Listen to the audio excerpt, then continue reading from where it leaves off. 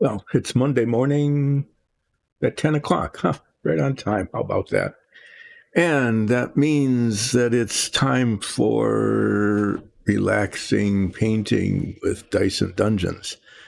Um, I expect today that there will be virtually no painting, except some, well, if there's going to be painting, it's not going to be very relaxing because it's going to be touching up very delicate little bits on the escape tower. There will be wailing and gnashing of teeth as I attempt to fix what I discovered were molding flaws all over the panels for the inside of the um, service module. And then there will be the preparation of a bunch of service module parts for priming, which I will do either this afternoon or tomorrow. And then on Wednesday, probably be doing some taping because the parts that are left are mainly going to be spray painted. What I have here is just a whole pile of stuff that has piled up since last week. I got a new box. This is my parts are done box, just so I can show you that, in fact, things have happened. These are internal components of the service module here, including these tiny bits here, one of which is broken. I need to fix that. I'll have to do that today. These are little bits for the escape tower. And I got very brave. And oh, yeah. And then I've got this. This is the, where is it? There. Trying to find my camera here now that I moved it. My highly sophisticated single ring camera here that there we go. It's always fun moving it around. There, that's the rocket bell, the rocket, not the nozzle, blah blah. Yeah, the rocket nozzle for the service module. This is, I'm going to say, it's not perfect, but it looks okay. I'm going to say it's done. Let's see, I need to do, yeah, I was afraid of that. I need to do some flat black touch up in here where this touched. So you'll see a little bit of painting. You'll see a little bit of painting as I do some black touch up on the inside of the rocket nozzle, especially up there where the paper towel was holding it. And then there's a little spot here. I do not know why. There's a little spot of white there that needs to be painted steel. So you will see a little bit of painting today as I touch that up. The big news is that I painted the escape tower, the pearl white, and it looks okay. This is the trellis. I think the paint came out all right. And so, having done that, I can assemble it. But first, there's the parts that were painted black and silver that I masked. And I'm going to unveil the masking tape and just see. Is that another spot? How did these little flaws? This is a little speck of dust. Okay. Yeah, I'm going to see how much touching up there is that has to be done. I hope. Anyway, if I had a high boot, yes, I'll do a flip. If I had a steadier hand and better eyesight, it wouldn't be such a problem. But I really don't know what I'm going to find when I take the masking tape off of this. Okay, I do not know what I will see. I may have to do some touching up with the pearlescent as well, which means that I didn't bring it down with me, not prepared. Yeah, so I've got kind of a mess here of all sorts of parts. I got some touch-up paint to do. That's okay. That'll be okay. And then unmasking this and assembling it. And I might actually finish that today. The other thing is I've got these horrible little circles. You can see one here that will show pretty badly, and I filled a couple of them in with just the plastic putty that that I've used. It doesn't cover that well, so I may end up with like circles that have a slightly different surface texture than the plastic. The auto body putty is very hard and sands smoothly, and I used it with some success on the bottom of one of these. I think this one, where I filled in some circles and they disappeared completely. But it dissolves the plastic, and I tested it. I put some on here on Friday to test it, and when I scraped it off, to see how it worked, it on this side here, it was just fine. It didn't affect the plastic, but here, it for whatever reason, it dissolved a little bit of it, so I can't use it. So I'll have to use the other stuff, which isn't perfect, but it's better than having little circle divots on everything. Here's a bunch of parts. Get those prepped.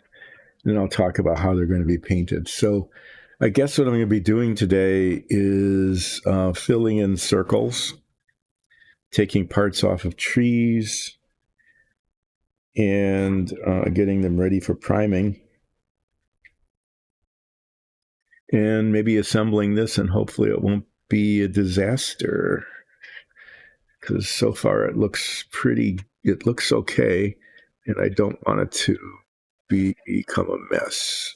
But I need to make space here for a flip.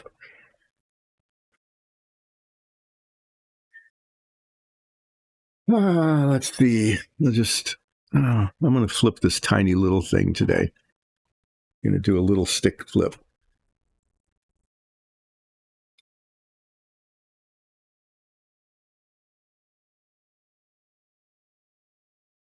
A dot on one side and not dot on the other.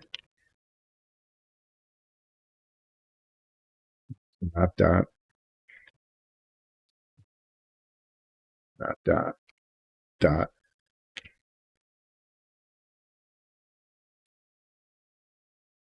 Dot. Dot.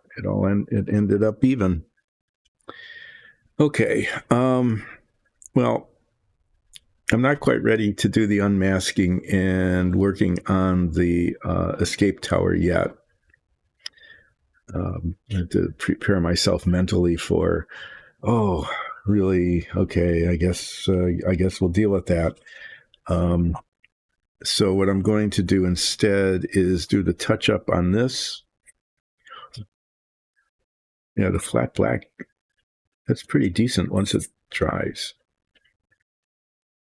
And the seams don't look too bad. So let me do the steel touch up first, just to do it. This is the thing where I tested the auto body putty here, and it hardened really well and it sands nicely, but it did in fact, when I scraped it off, it did in fact dissolve the plastic underneath it. So that's now just trash. Steel. Get wash water here. Knock things over. Get the microphone. Everything seems to have moved. It's weird. Like everything's moved like 2 inches from where it had been before. It's very disconcerting. I have no idea how or why that would have happened.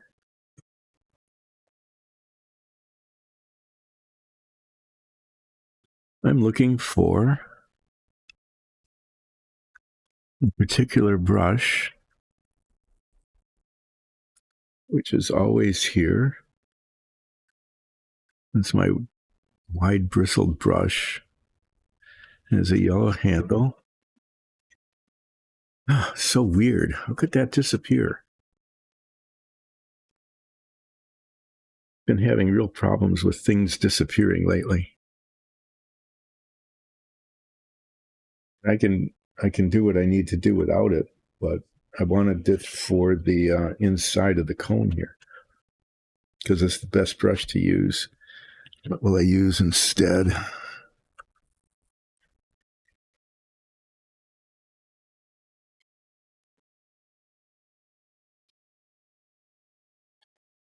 Yeah, what could go wrong?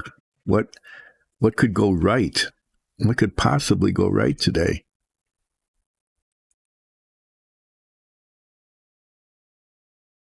No, I'm not finding the could possibly go right stuff.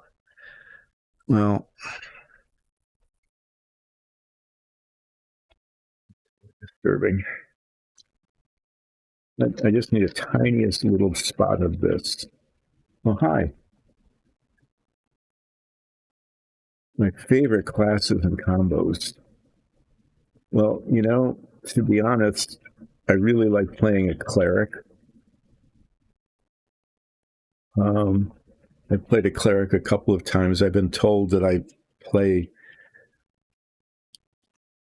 anyway. Yeah, not a standard cleric. That I'm creepy. That I'm a creepy cleric. But I suppose that can happen, right? But yeah, that and it doesn't matter which race really the cleric is. That's all. I had just this tiny little spot of white that needed to be done. Anyway, I've played a cleric more often than not, and I really kind of enjoy it because, um, as I like to say, the power to heal is also the power to destroy. And so a cleric has this kind of really interesting combination of healing, which is the standard kind of thing that happens to go around keeping everybody alive while they do all the interesting, exciting stuff. But sometimes you get these spells that um, nobody expects you to use in a certain way, and they can be very, very powerful. Um, so I'll just tell you a story about one thing I did that I've been told was like the second creepiest thing I ever did as a cleric. So a cleric has this spell called Stone Shape, right? Which allows you to manipulate stone. That's why it's called Stone Shape. Um, and we were in this battle with these very weird creatures that were like part golem, part uh, organic kind of thing. We're not doing that well. We were vastly outnumbered. I'm not sure what the DM was thinking. So anyway, I just used Stone Shape, right? And basically flatten them. I just shaped the stones so that it was, a millimeter thick. And everybody was aghast. It was like, I won the battle for you. These guys were beating us. We were outnumbered. There wasn't any way we were going to survive this. And I saved the party. But anyway, yeah. So that they haven't really let me play a cleric much since then. Anyway, yeah, cleric. The the most fun I ever had with a character though was a dwarf ghost pirate bard.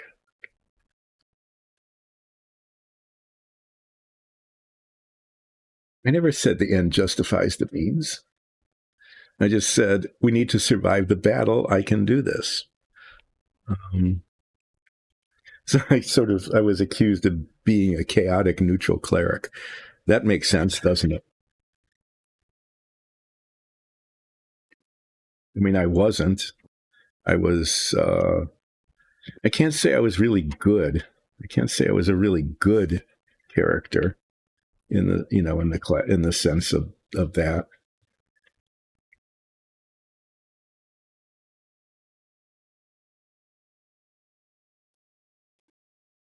Oh, wow, that's really good.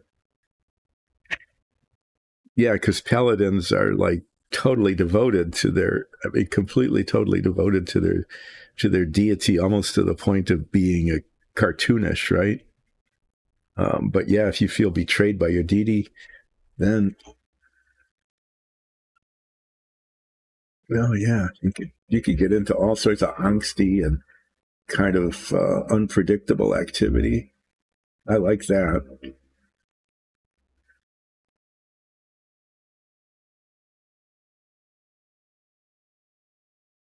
So anyway, I was allowed to be a ghost, but the character didn't know it was a ghost, at least not initially, you know, and had a lot of problems because none of its equipment was ghost touched, so it didn't work. Tried to drink rum and it just ran down, you know, onto the bar stool and made a big mess. It so that was kind of fun. But I was a ghost pirate, so I got to talk pirate the whole time, you know, and doing that. That started to hurt my throat after a while, I have to say though. So there were some sessions when I didn't talk very much because it just hurt. Um, but I got to be a bard, but I was a spoken word bard, kind of like a William Shatner kind of spoken word kind of thing. And the only songs that I knew were 1950s and 60s uh, TV theme songs, you know, like Mr. Ed and Gilligan's Island and Beverly Hillbillies. And so that, and I, you know, I would you sing those songs at inappropriate times usually and annoy everybody. Being a ghost was kind of helpful, though. I could like go through walls and scope things out. Well, I hope that dries to match because when it dries flat, it looks really good. Well, this came out all right. This both inside and out. So I'm going to put this in the box of stuff that's done. Narrow side down because I did some touch up on the steel on the rim, and I don't want that. It's not dry yet, so there. Okay, well, that was. I think that was the relaxing painting du jour, except for touch up that I hope isn't going to be terribly necessary, but I'm not sure how it's going to go on the escape tower, which is sitting over there, ready to be worked on. But first, if I can get this brush clean, but first I'm going to do a little sanding to check to see how the filling in of the holes, not the holes, but the little indentations on the panels went. Let me put these are just like dust covers. I'll get these and put them aside here. This is all these are parts for the service module. I am missing the hinge. I need to find the hinge. I need to go over to the box, open it up and look for that. And I need to find all of these tiny, tiny little pieces for the attitude control rockets. These are not to scale. The actual pieces are like half that size. You'll see those later as I work furiously to not lose them. But here you can probably see, because it's a slightly different color, I filled in a couple of the indentations, and now I'm going to sand those.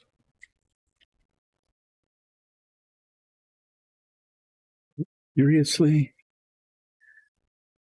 I'm missing my sanding block. I really need it for this. The little piece of balsa wood, it's wedge shaped. It's just perfect for this kind of stuff. Why am I missing these things? Okay, well, yeah, I'm holding up two boxes. I can't set them down because I have no place for them. No, I found the brushes I was missing. I have no idea why I put them in here. Well, I'm going to leave them in here. Now that I found them, I know where they are. I'm going to take this out. This is, you can't see what I'm looking at. It's the parts tray that I always used for parts. There, I'm piling things up in a haphazard way.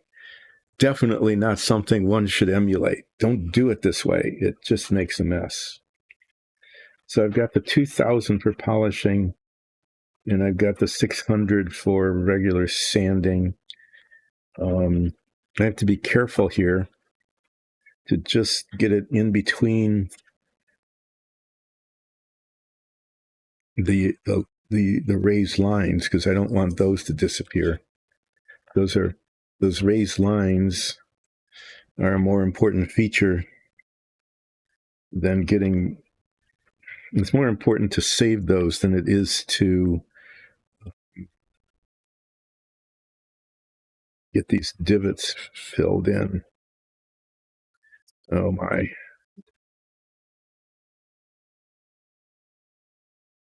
I wonder what grit this is.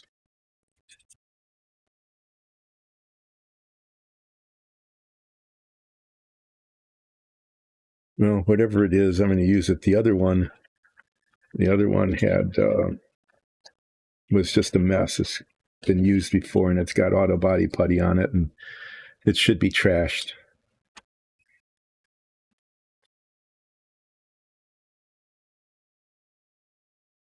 So here we go. Some relaxing sanding. Relaxing it is, but it's sanding anyway with Dyson Dungeons this morning.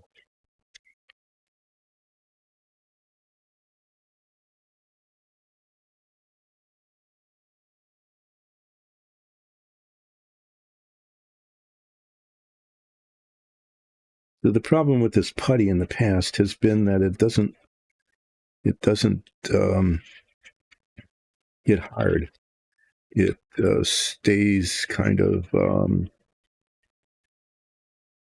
putty-like, and so it tends to not sand very well. Okay, it doesn't. The surface, it doesn't sand smooth.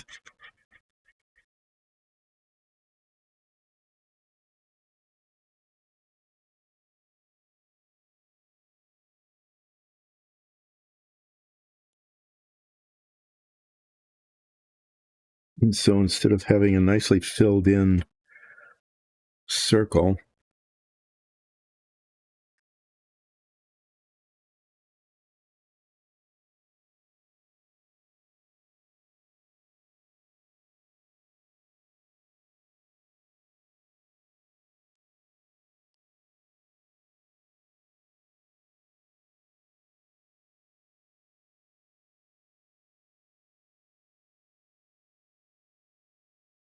so yeah, I like playing a cleric the best, because it can be like a super righteous healer kind of. You can be kind of chaotic.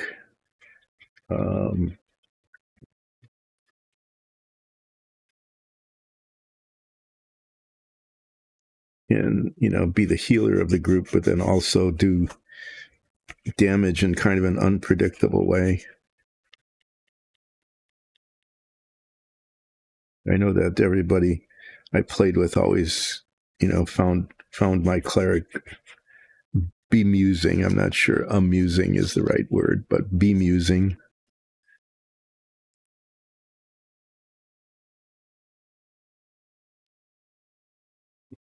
Predictable. But the Ghost Pirate Bard was a lot of fun to play.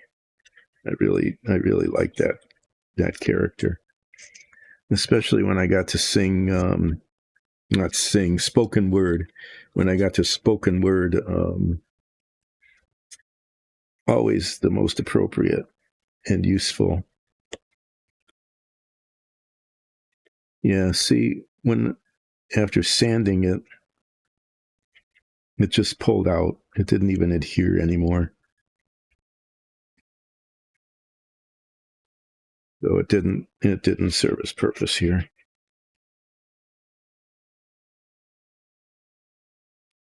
Yeah, it didn't harden. Okay, so it's just doing the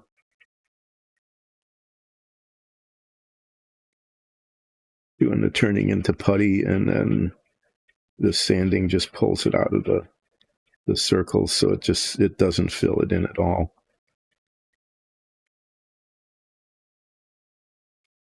The only thing I'm succeeding in doing here is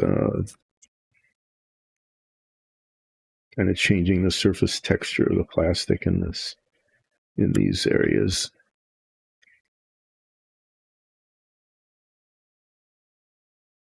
So let me polish it with the 2000 grit, and then try to decide what to do next.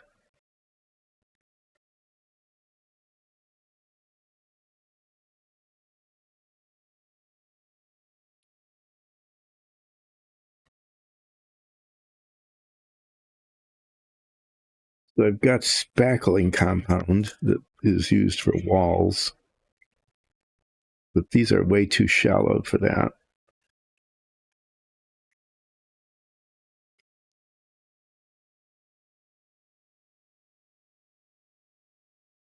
And they're just everywhere in such visible spots too. This is a really annoying situation.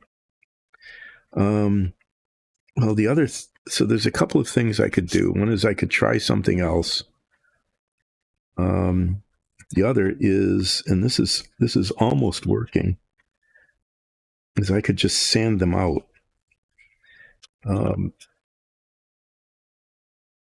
Almost working on this one.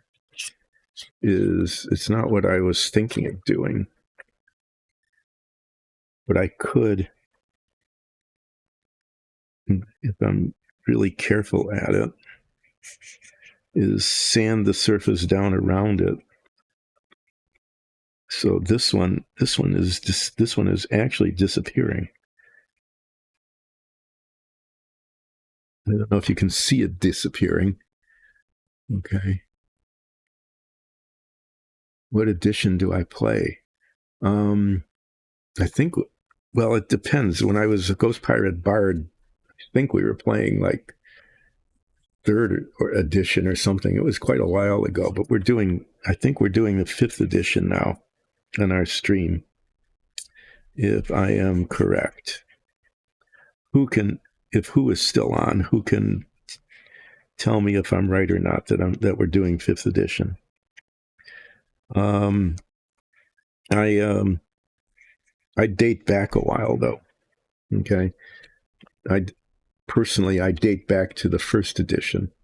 The first times I ever played it was back in the 70s. And I've told this story before. Cable had just come out. Okay, if you can imagine a time when cable television was a novelty, right? Yeah, I was with a group of people, and we did a Dungeons and Dragons TV show on the public access channel, because every cable company had to have a public access channel. So we had 2 cameras. They were, big. We had 2 cameras, and some players, and because we couldn't roll a d20, we made a wheel of fortune from 1 to 20 and used that as our spinner. That's how we rolled the dice. Anyway, it was a lot of fun. I think we did it like on Friday nights or something, starting at like 9 and went until midnight.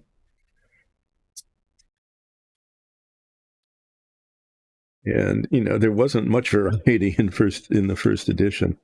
So everybody started at a tavern. You had to do that, and we fought kobolds. Sometimes I would be run the camera. One camera would be on the players, and another camera would be on would have to move. You'd have to turn the camera.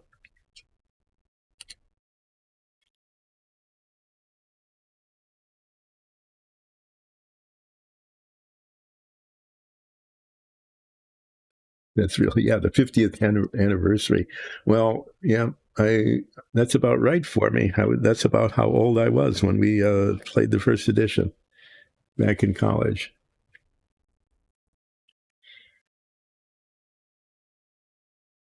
So I'm not sure if we're going to do anything special on the show for that or not. We haven't talked about it, but that would be kind of fun to do.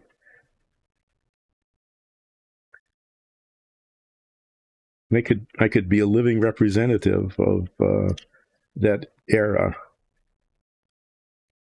So I actually have. We still have. I have from back then, and we still have it. A mint condition. It wasn't the very very first one, okay? Because the first one I think just came like in a plastic bag or something, but it was like the very first boxed version of Dungeons and Dragons. It's got the original dice and all the instruction manuals. It's in like perfect condition. It's up on a shelf somewhere. So that's kind of a fun thing. But it might actually be kind of fun to play in thinking about it. Back then, the game was obviously much simpler because, it was just much simpler. Well, this worked on one. Maybe I can get it to work on another one here. This is going to be really tedious, sanding these circles out. But at least on this piece, it looks like it's possible. I've got one already done. And what might happen is that this one segment where the circle is, it might not be perfectly flat. There might be a little bit of a dip there where the circle was, but the circle's gone.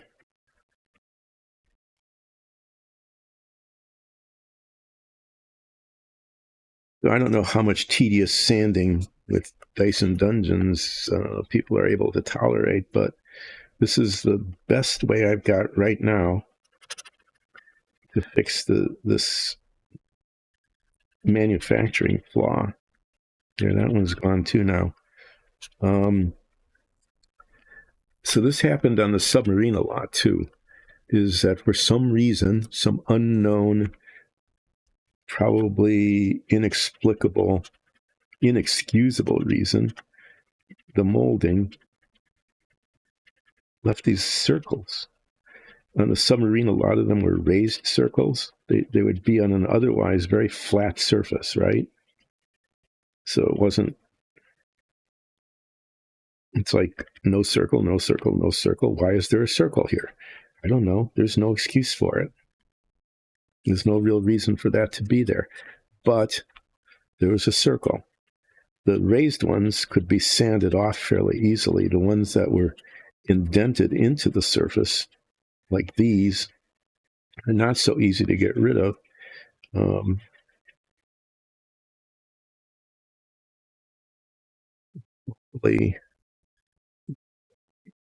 This one is a little harder because it actually extends over the little ridge. But okay, so I've got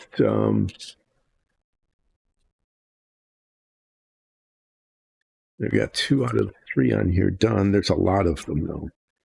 This piece here, they're even on the round part.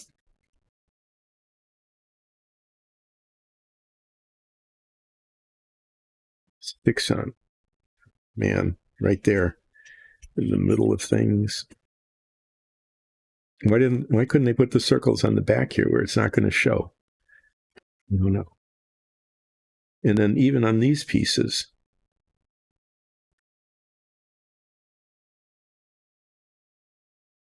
I'll have to test to see whether that's going to show or not. The way this is assembled, and I haven't test fit it all, you might not be able to see the inside of this at all, in which case I don't have to worry about it. But otherwise, this is just really annoying. And it's not like I'm a super master modeler or anything, you know. I'm not. I'm just some old guy who used to make models as a kid and was talked into doing them on the stream because we didn't have any minifigs or dungeon tiles to paint. But, you know, I want this to look good. It's a nice model.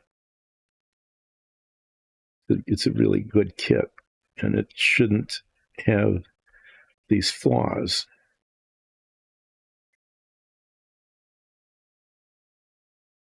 So I get to do not very relaxing sanding, and you get to hear me mutter on about how much fun it was to do a Dungeons and Dragons show in what was probably, when would it have been?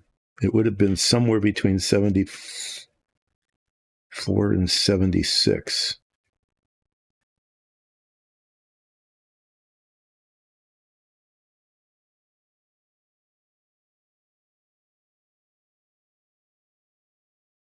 Yep. So we do the show. I'd run the cameras.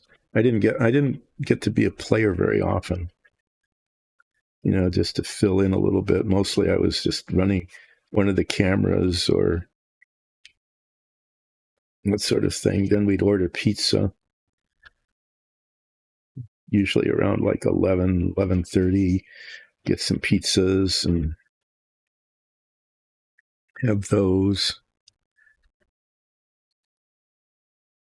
I remember it was really kind of fun, and it never really went anywhere.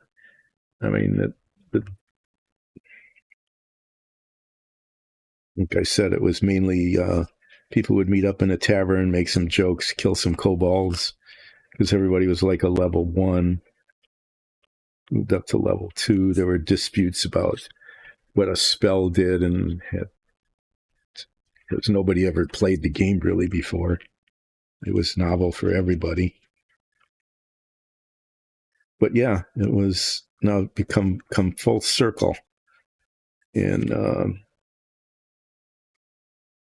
get to do a Dungeons and Dragons show now. The cameras are smaller. The everything about it. The lights are way better.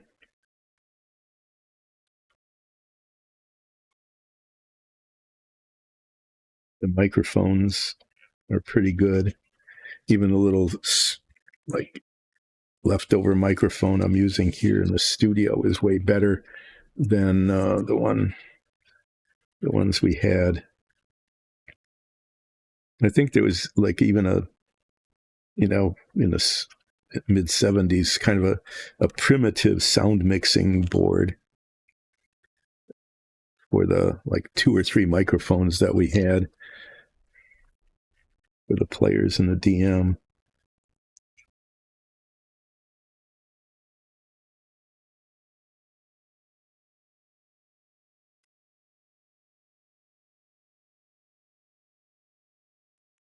But yeah, that was a really good time doing that.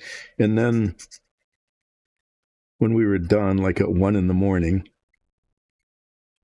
we were graduate students, you know, so it was like whatever, Friday or Saturday night.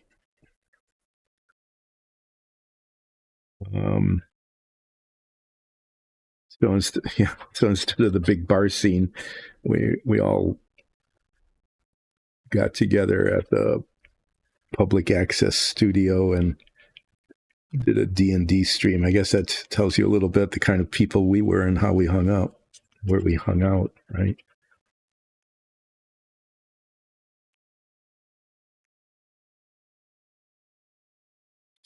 Not your typical, but when you're graduate students, right, you're so much older and more mature, so you do that kind of thing rather than just hanging out at the bar getting drunk. Anyway, yeah, doing it again. Sundays at 2. Twitch stream with a live chat. And if you can't catch it then, you can check all of our old episodes out on YouTube or even as a podcast. They even work as a podcast, which is kind of cool. Okay, this one's a little... The bits of this are a little hard to get rid of because it's right up against one of those one of the lines that goes across. So there's going to be a little remnant left, it looks like, of this circle where it eats into the line, but that's going to be way less than it was before.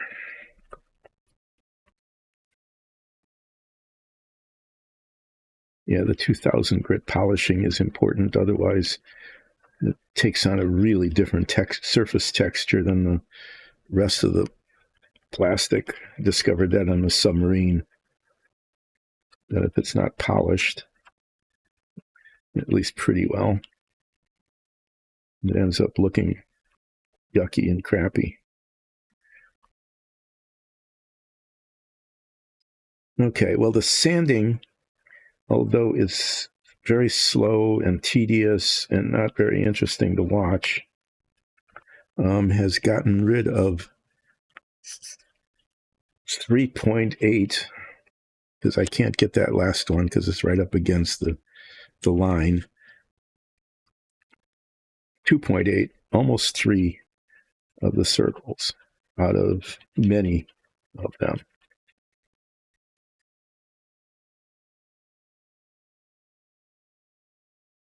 Okay. Turn this over.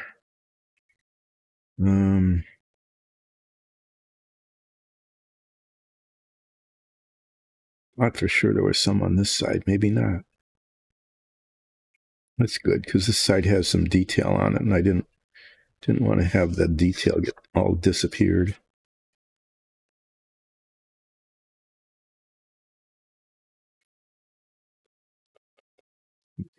Some black marks that got on there from rubbing against the ink on the instructions. Okay, well, there's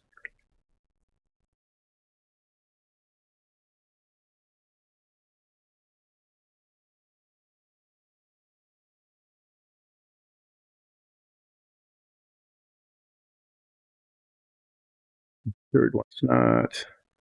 No, it'll just have to do.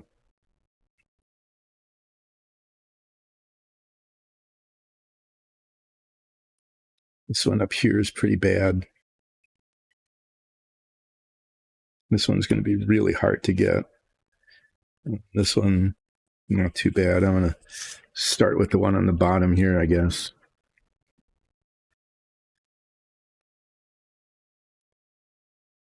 Actually, I'm going to start here in the center. These are going to show. I want to see how this works on the roundy bit here.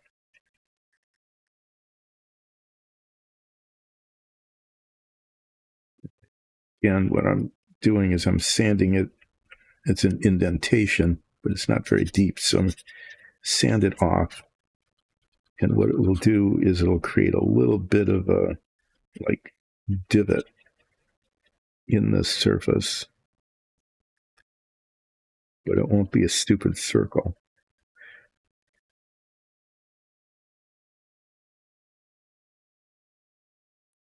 Could use a slightly more aggressive sandpaper, but then polishing it is harder. And just as important as not having stupid circles is not having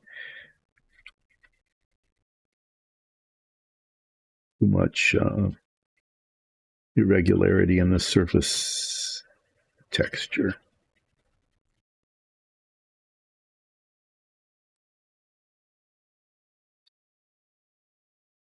I'm going to do a couple more of these. I think this one here and this one here. And then I'm going to stop sanding for a little while and work on the escape tower. After about an hour into it, do that. I can't keep putting it off forever since it's so close to being done. It would be good to finish the job, and hopefully it'll look okay.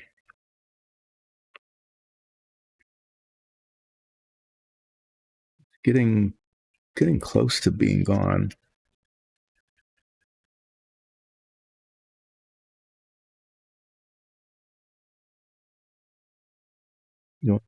It's a little bit deeper. I might, I'm going to sand on that one too. It's just too obvious and too gross looking.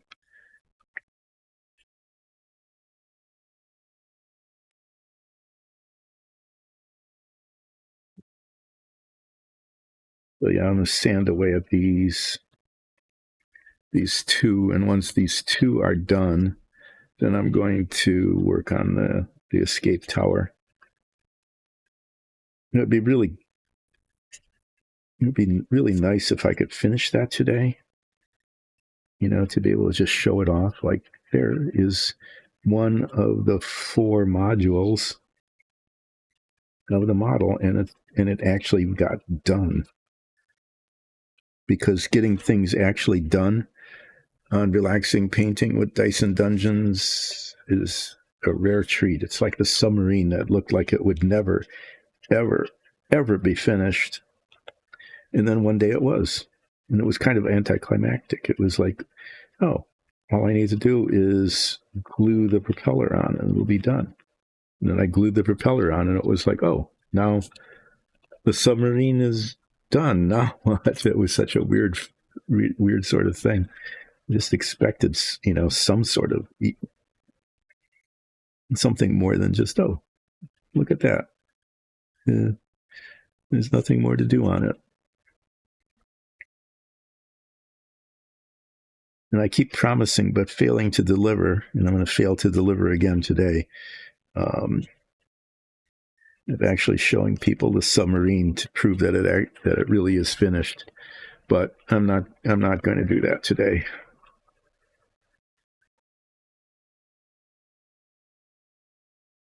I'm just going to keep talking about doing it someday.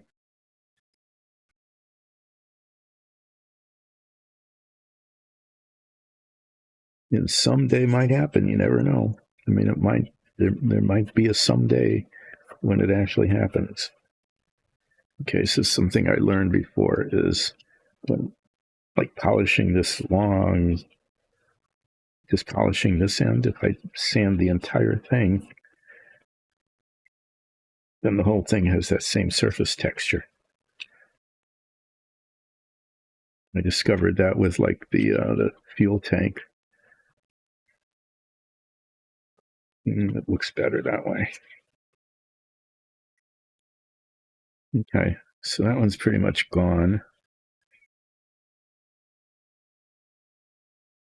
Just barely see it. And get rid of this one down at the bottom, and then I'm going to work on the escape tower.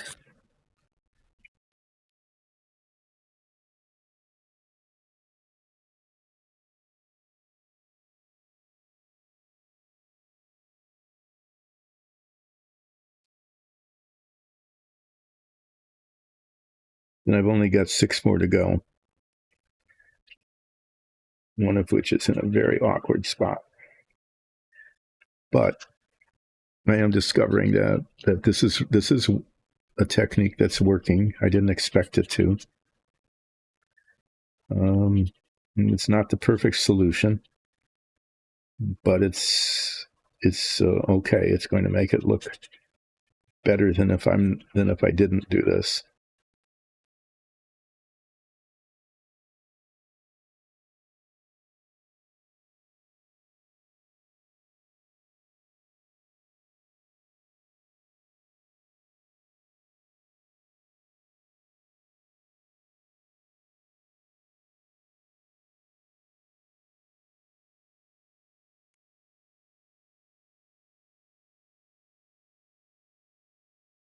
And I'm using up, what? I'm sanding out 5 little circular molding flaws, and it only is taking an hour.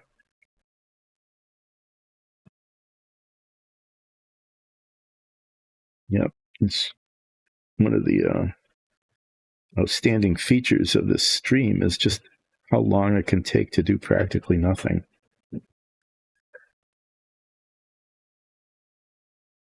Fortunately for me, I'm retired quite a while now, and I can take the time to do practically nothing and take an hour at getting that practically nothing done.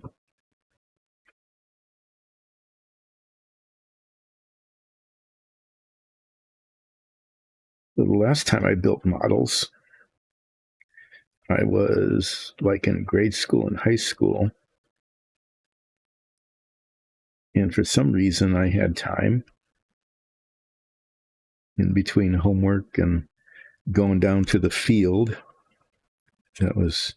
That's how we, hey, Mom, we're going down to the field, which was what it was, right? It was just a area that was mown. It was like a half a city block. And initially, that's all it was. It was just a field. Later on, they put some ball fields in, base paths, pitcher's mound, that kind of thing. But initially, that isn't. Those weren't there at the beginning. It was still mostly a field. It was big enough to have a softball field and a baseball field.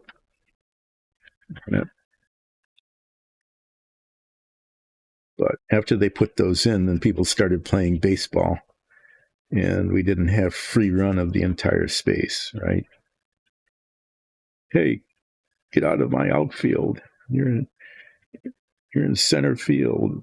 Ball's going to hit you. We're going to run over you. So that was kind of annoying when they did that development, right? Messed up our otherwise undeveloped field.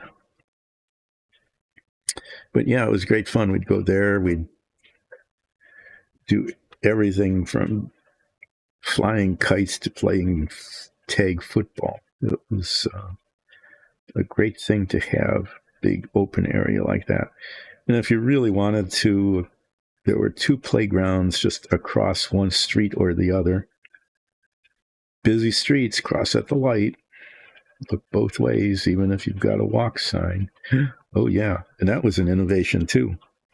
We didn't have walk signs initially. Those came later. Those were an innovation that came like partway through grade school. It was just, wait for the light to be green and still look, because there might be a car not paying attention to the lights. Anyway, we all managed to survive crossing the streets. There was a younger child's playground that had a small set of monkey bars, we called them, and a slide and some swings and a sandbox. And we would play there when we were age appropriate. And then if you cross the street to the west, you'd go there. If you cross the street to the north, then you go to the big kids' playground where the swings were much higher, much longer chains. Okay, so you could really get going. And the monkey bars were like 5 times bigger. I don't know how high you'd climb, but I think it was like 8 feet or something. It was up pretty high. Before liability, before people were suing everybody for everything, you used to be able to climb on those and fall off and crack your head and stuff. Those were the good old days.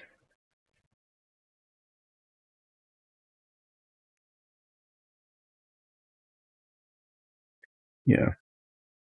And our parents believed that it was all very safe because the district police station was right next to the big kids' playground.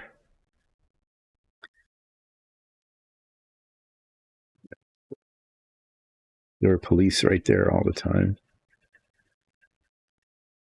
Never saw them though. You know, it was like their district station. Might have even had a lockup in it. I'm not sure. Anyway, it was. I don't know. Never saw the police. So they just hung out inside their station there.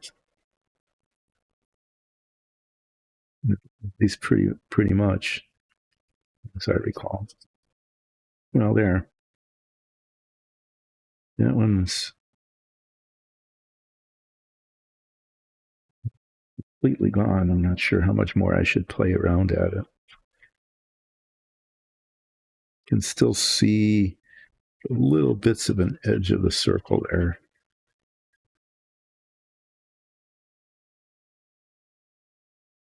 But at some point, just have to say, that's pretty invisible. I'll just polish it off. And once this is polished, then I am going to stop sanding for a while, no matter how relaxing it's been. Because it's been for me, it's been pretty relaxing compared to, doing other things that are not quite as relaxing, like doing touch-up paint on the escape tower. But, the show must go on. But this is good. I got rid of, the circles are pretty much gone. And I don't see a real serious distortion in the shape of the plastic. So if I can get rid of the other six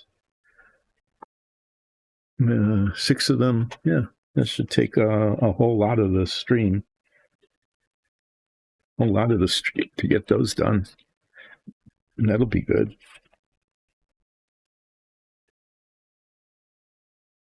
But at least this part won't be embarrassingly ugly.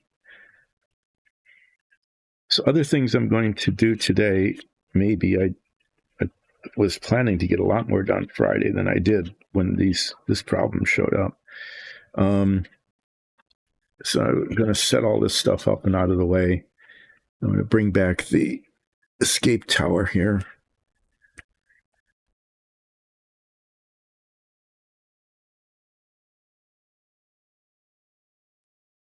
I'm going to put these parts in the parts tray.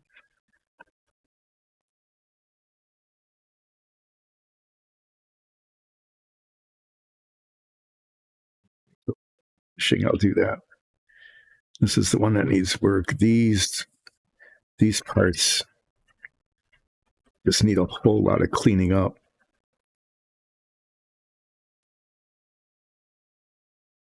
I'm getting the instructions out of the way so I have room to work. So what I'm sanding down are these bits here. These are the interior parts of the service module. And then those components that are in the done box, the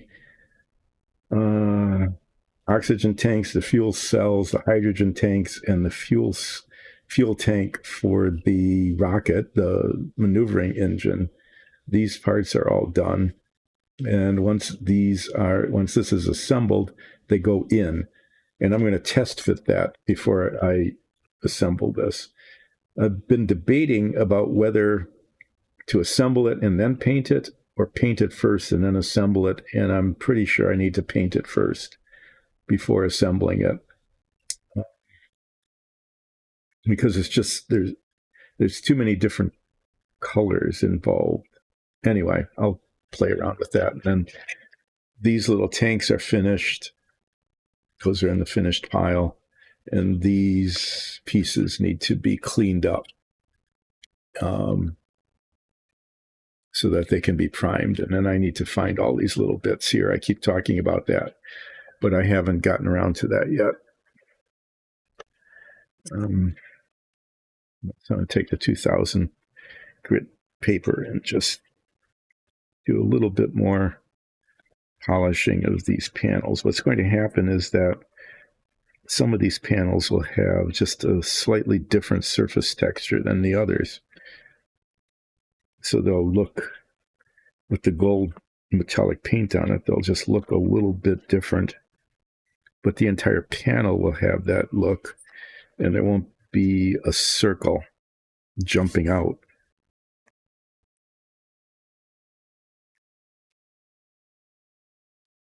Okay.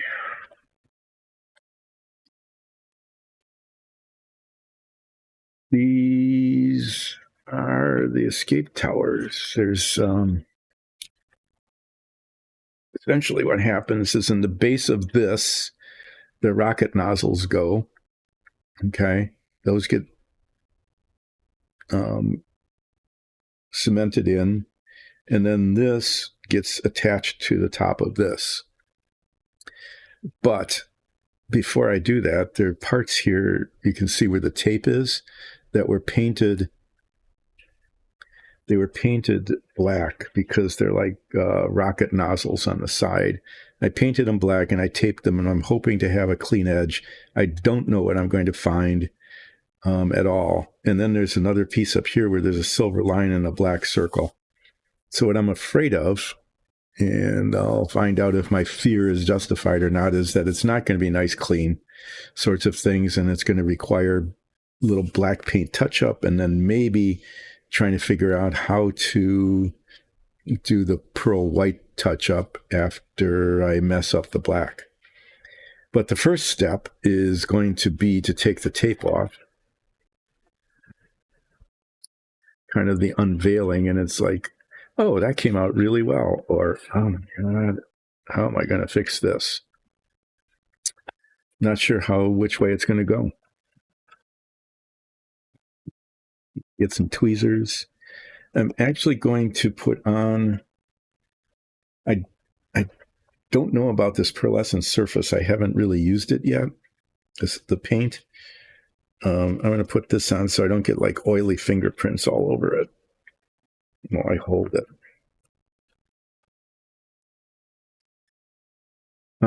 Okay, I'm going to take it off of the cardboard, which served its purpose well.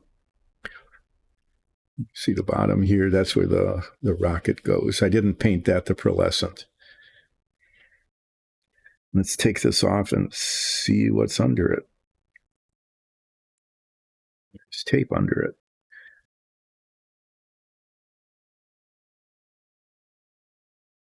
Okay, I would say that's an A minus. I mean, that really looks pretty decent. I am pleasantly surprised.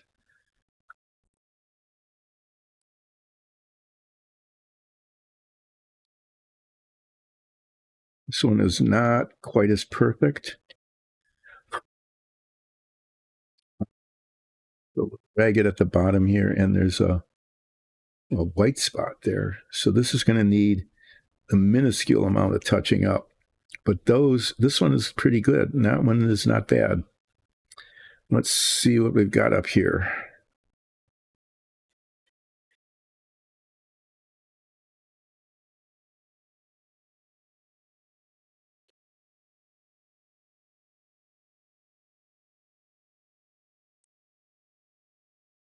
This is supposed to be just a black dot.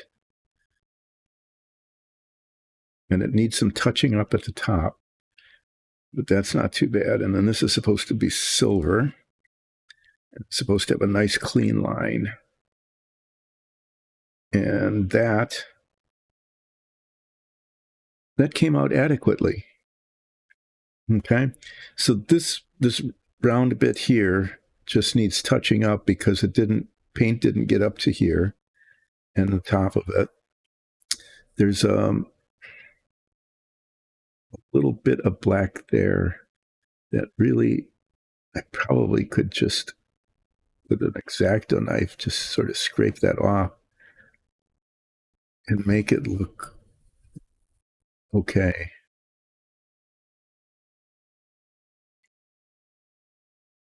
But as it is, I'm going to try to not mess with it. So this is good. This needs black touch-up. This needs a little bit of touching up right there. And on the edge, maybe a dot. I'm going to have to use the head magnifier to do that. But I would say that in the scheme of things, that is much more in the realm of, oh, that's really not too bad, as opposed to, oh my God, how am I going to fix this? So if I can get the black paint stuff done, I think maybe I don't have to look at it through the head magnifiers and just see. It looks like there's a distortion on the silver there, right on the top.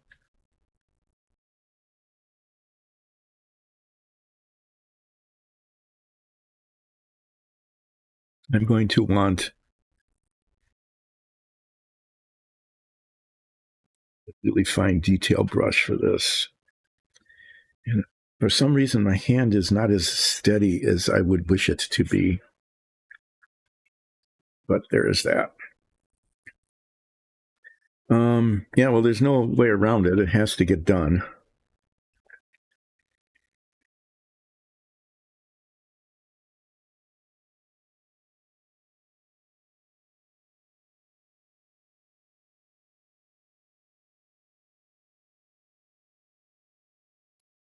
The other part of this, which is going to be pretty annoying, but I'm not going to do it until the whole thing is assembled, so it probably won't be till Wednesday, is that there are doors that open up on either side of this that need to be like cemented on.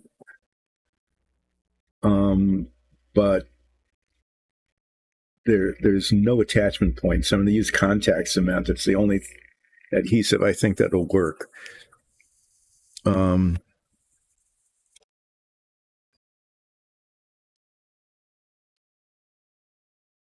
but I'm going to want everything else to settle before I do that. The downside of using these is that, oh, that looks really pretty good, and then put these 2x magnifiers on, and it's like, oh, no, it doesn't. But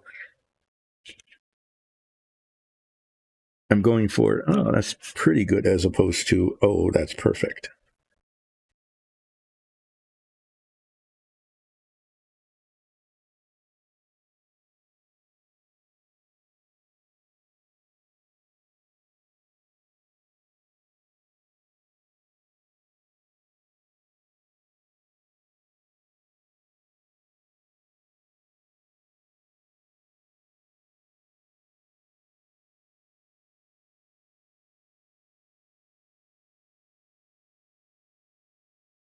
Yeah, I'm running silent here. Ah, I don't want that much paint on the brush.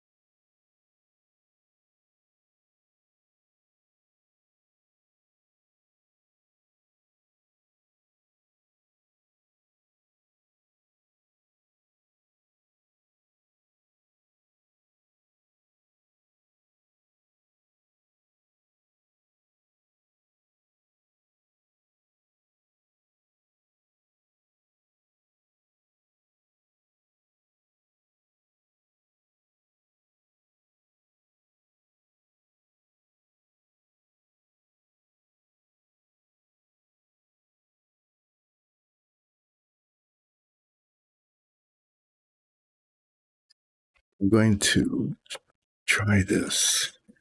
There's just this tiniest little bit of black here that I don't want there.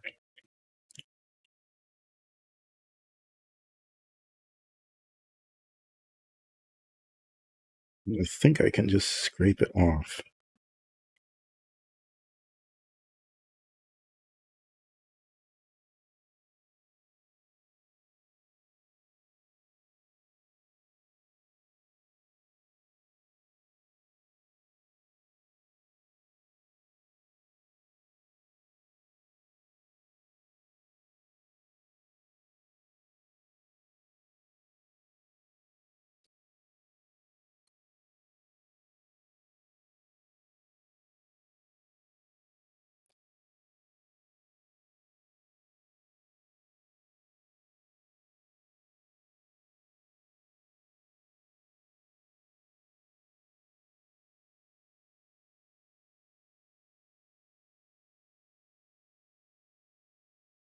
There, that's good enough. I think I'm going to tiny. I'm not sure if that's dust or little flaws, but that's up. The side had a little bit of a little scratch there.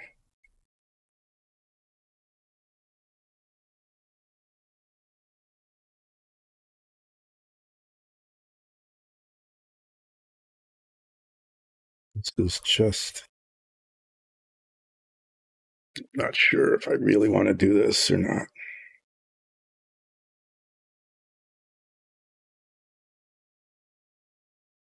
There, that was good. Okay, and I need to get a little bit of the silver paint out, I think. It's just along the top of the ridge. So that should be pretty safe to touch that up. And then I'm going to let that set for a bit before I do the cementing of it. So this thing, I have to say, it's not coming out perfect, but it's better than a B minus. It's like a B plus at least, maybe an A minus.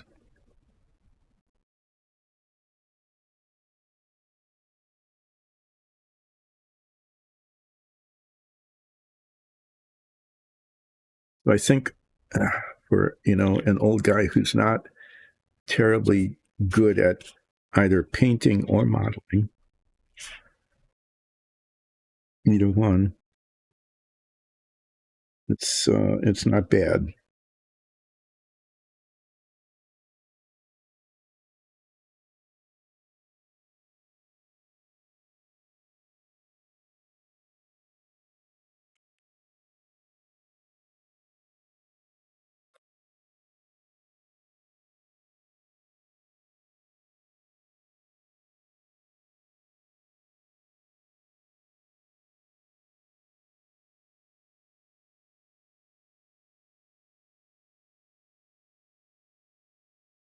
Okay, I'm now going to declare this. I'm done with this. I'm done with the painting. Okay, clean the brush, move this stuff out of the way. Take the head magnifiers off in just a moment. So when I look at the surface through the head magnifiers, I can see, there's little flaws here and there. There's a little spot there that shouldn't be there.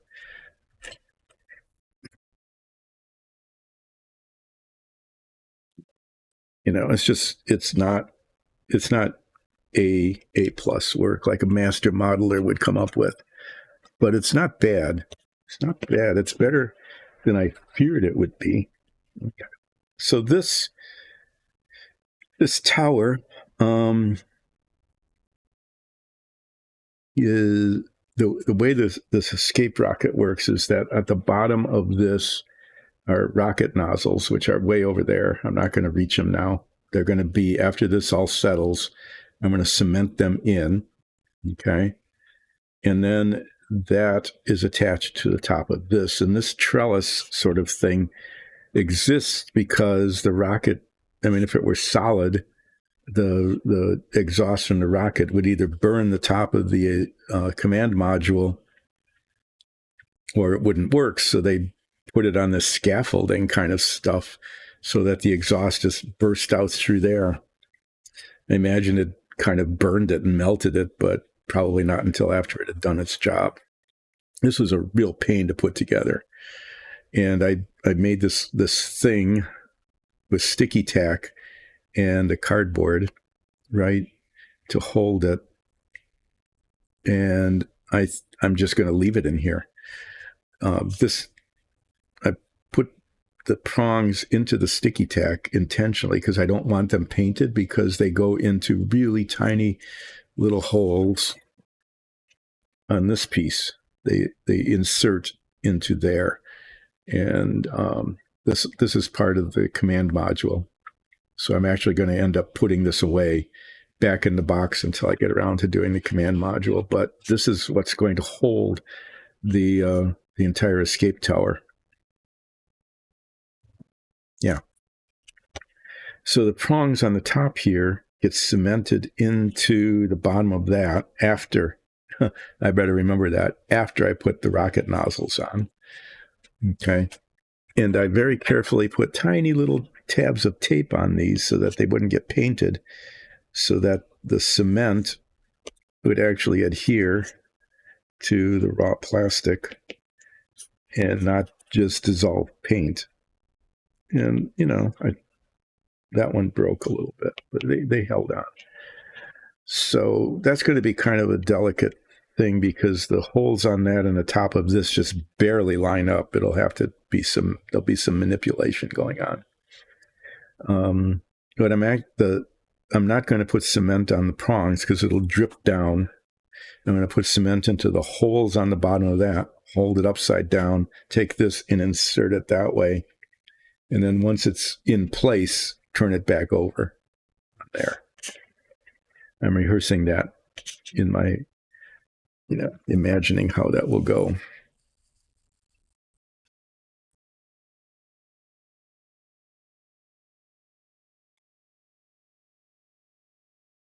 But except for the doors that'll somehow have to be attached to this, this is getting really close to being done. So let me get the rocket nozzles here. I think I'll use this. Once these are in, I won't be able to use it. I won't be able to put it back on here. But let me show you how these go. There's a little alignment tab there. This just goes in like this. Okay, they just go in like that. So, is that dust? Little white spots. Okay, I still have some black paint here. Why there are white spots on the black?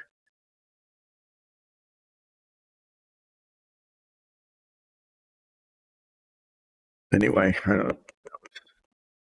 Unnecessary. Yeah, it's be sad to give that up. It's a really nice stand. It works really well, but I need to put those on. Otherwise, I'm going to forget and then attach it to that, and then the whole thing will be a problem. But if I get the rocket nozzles in now, then I can do the rest. So let me show it to you again. Those are the little holes there. I'm going to put, when it comes time to attach that, I'll be cementing those, putting cement in those, and then taking this and attaching it that way.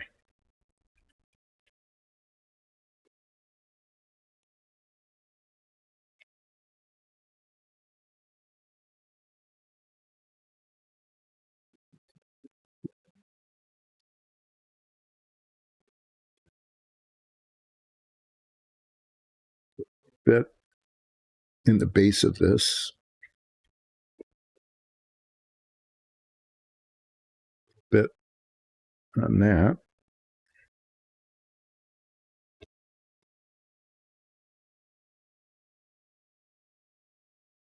This is different than the cement I used when I was a kid in a lot of ways. That was tube cement, and that was really hard to use. It would basically just cause spider web strings. That's all it was. It was just a mess. And squeeze out a little bit.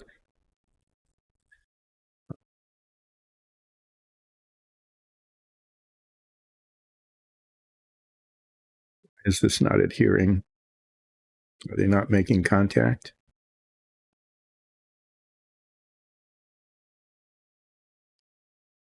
Okay, well, that's not expected. Okay, this should have been like the easiest thing in the world to do, is to get this to attach. right? Two surfaces, and they are not reaching each other.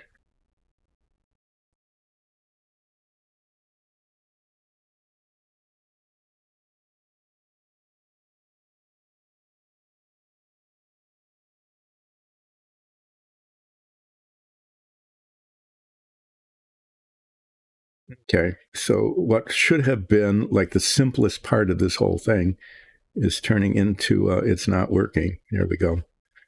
I think it's finally, it's like, how could it not? No, they're not making contact with each other. It's like this is not going far enough in to the hole to make contact with the other surface to actually adhere. Well, I'm just going to hold this in place for a little while, and hopefully it will work. Anyway, the tube cement was just horrible because you'd squeeze some out and then use like a point of a toothpick or maybe even a pin, to try to get it onto things, but then it would start to set up. And as you scoop a little bit of the little, you'd make a little spot of it on a piece of paper or whatever.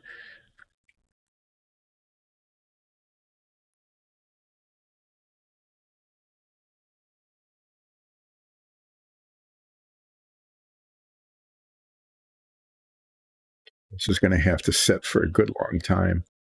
It just, not even. It should have been like the simplest, easiest part of the entire model. And it's just turning into this is not working.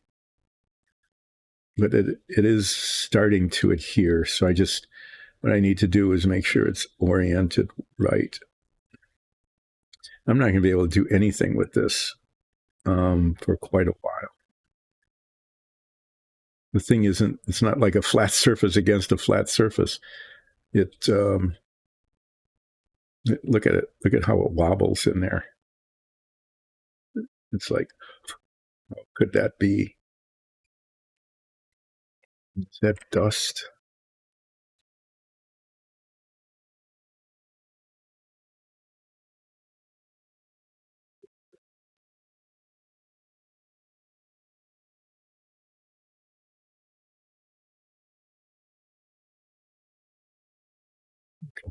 Um,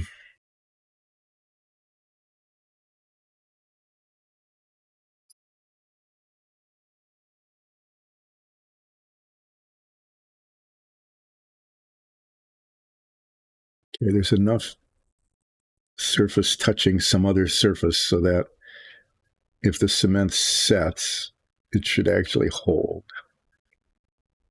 And I want to make sure it's holding because once this is put on there, it's not going to be possible to re-cement it or re-glue it. So if this doesn't hold really well,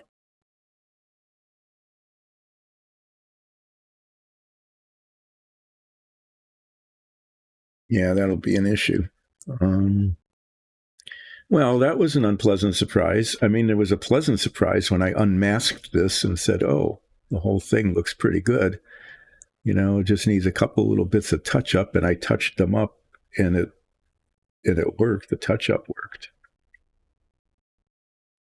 But now this is just not behaving.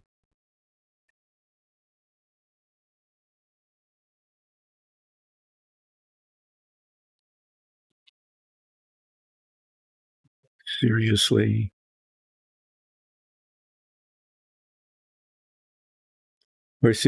One should expect that, right?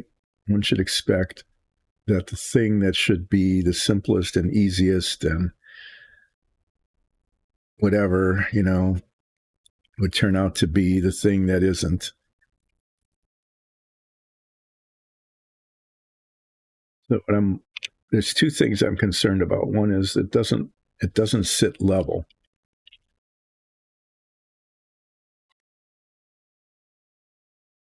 So I'm playing with these toothpicks to see whether I need to put some toothpicks underneath here to keep it level.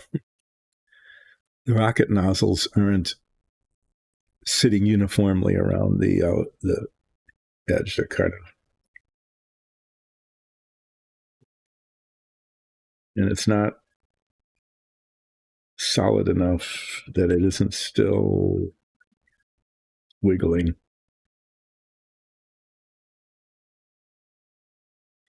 So what I really should do is and I thoroughly test this after, probably come back after break, and I'm going to pull on that. And if it comes off, and it very well might, it may be a situation where it very well might just pop off because it's not settled well enough. I'll use contact cement. It's more viscous. It'll fill the void. And it'll hold really well.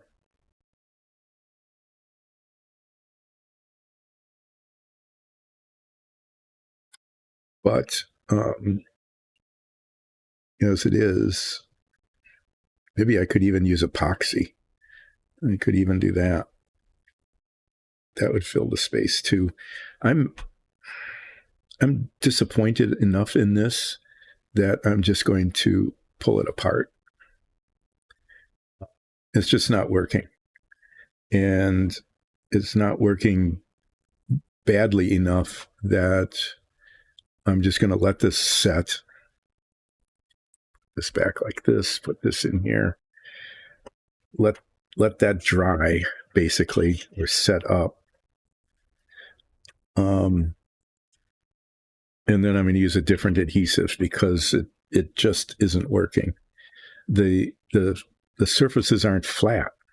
Okay, what's happened is that this and that, they're not flat. They should have just been flat. They should have just held together.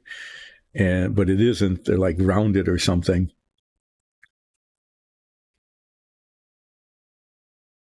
Not sure what it is, but they wobble.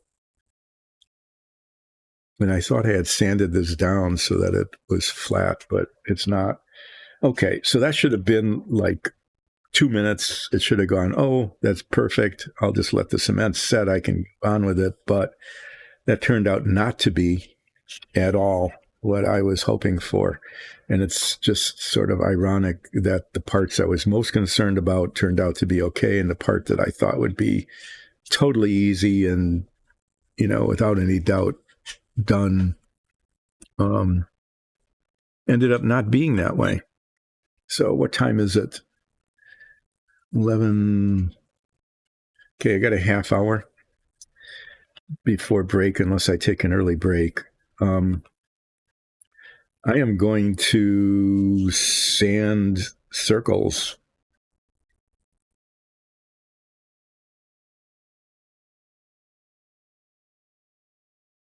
That bottom one is a little dimple, but I can live with a dimple. I couldn't live with a circle. I'm going to sand circles for the next half hour. I'm going to let that set, and then after break, come back and deal with it with a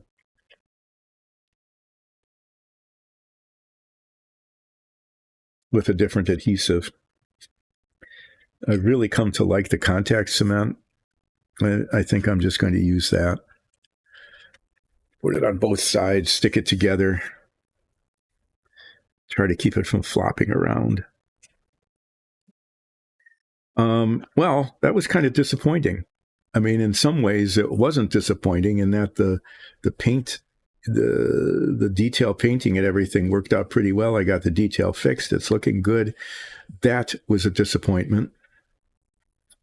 I really wanted it to like set up over break so that I could have finished the assembly at this stream. Okay, I'm going to do a bad thing here.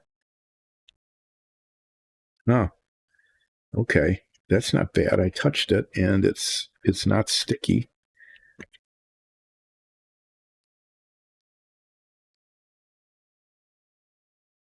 Yeah, this is gooey. This is the cement is in there, kind of being in the way. Let me see if I can clear it out.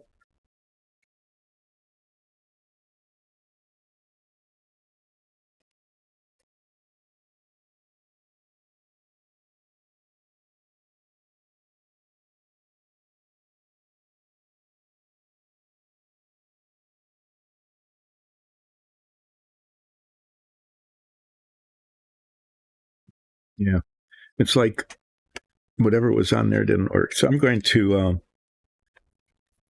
I'm just going to do this. I'm going to use the contact cement now and get done with it.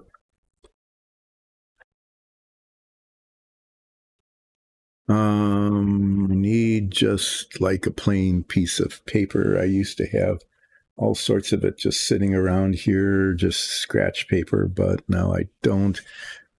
Here, I'll use this.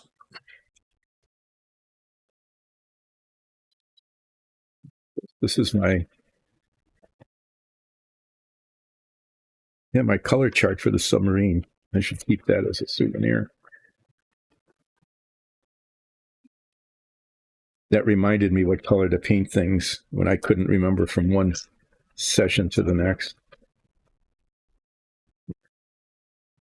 What's that for? That's for putting this on so that I can use a toothpick to apply it. This comes out really gooey. So the downside of the contact cement is that it is not very liquid. I mean, at all. It's actually quite viscous, and you end up with globs of it.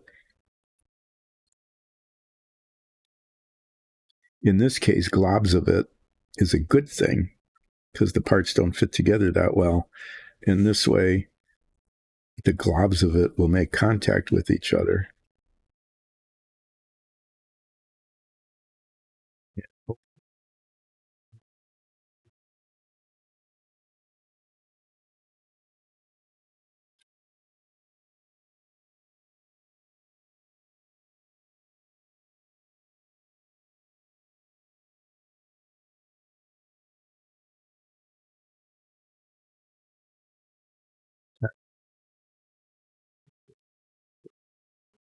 It should set for a little bit before sticking them together.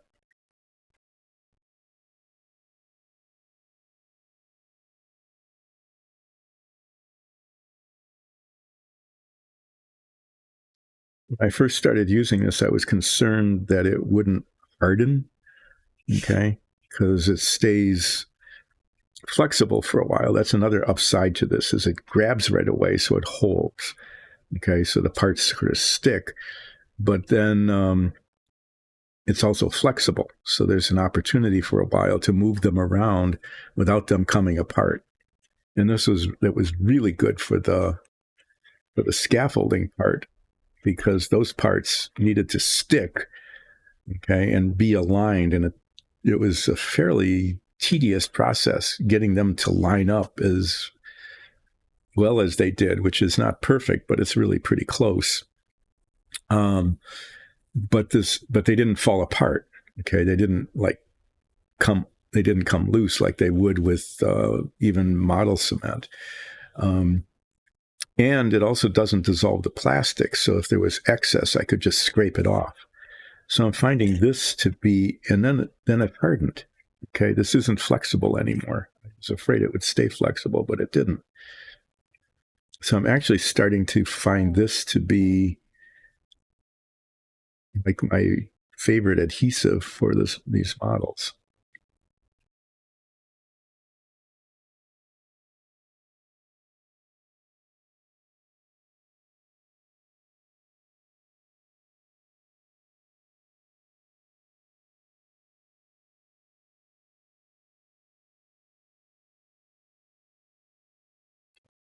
It grabs pretty well. And it grabs well enough so that it doesn't, it's solid enough. So if I position this, it stays positioned much better. It was much better than the model cement. So other than the fact that it's globby, Okay. So it, like, you end up with a blob of cement, of contact cement. In a place like that where it's not going to show, it's not an issue at all. I'm hoping on the doors here that I can get them. Well, it worked on the trellis. I'm hoping that I can get it to work there because it's the only adhesive I have that I think will be effective. Okay, well, this is okay. Yeah, I'm glad I used that. I am going to try the model cement here because I wanted to get into these holes. And I can't do that with the contact cement very well. It will show, and I'm hoping that that works. But this was effective. Okay, it's okay.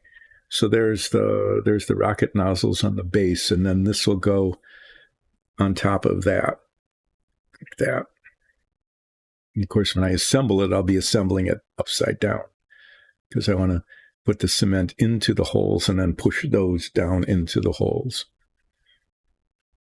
And then if it grabs, then I'll turn the whole thing back over.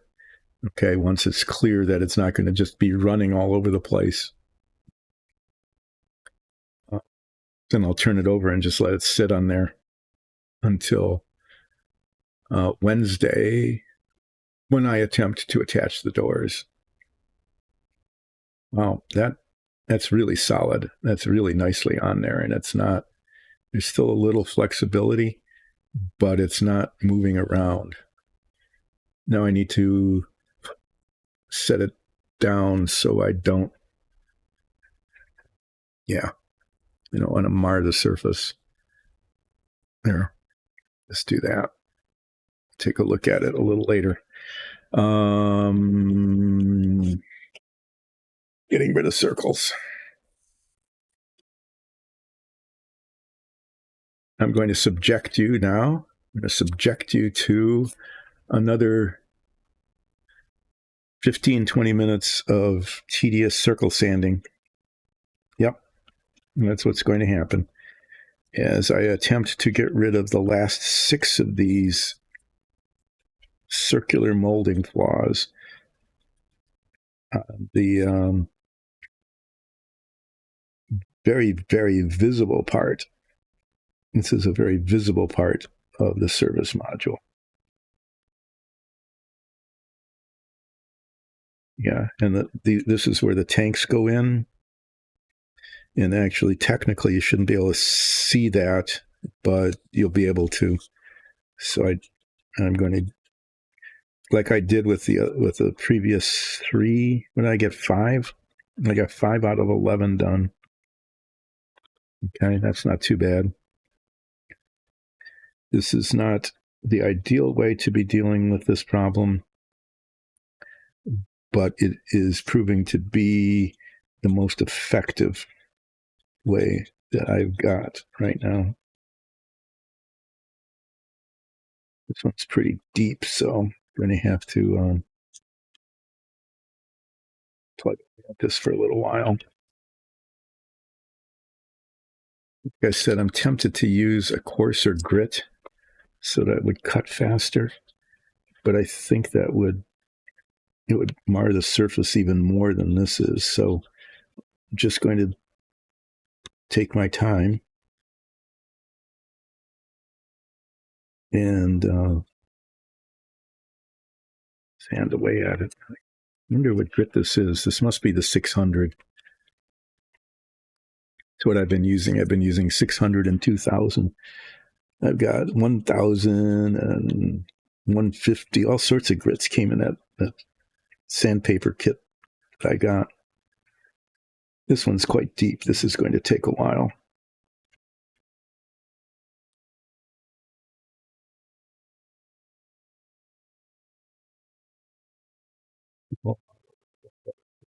Well, ideally,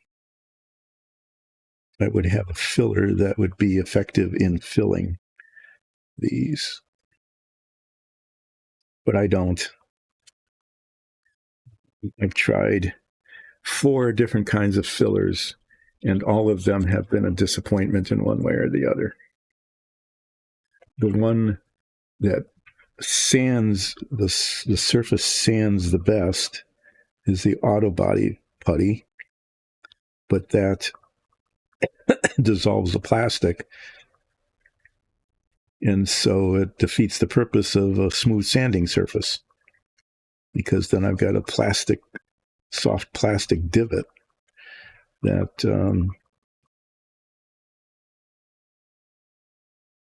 becomes an issue.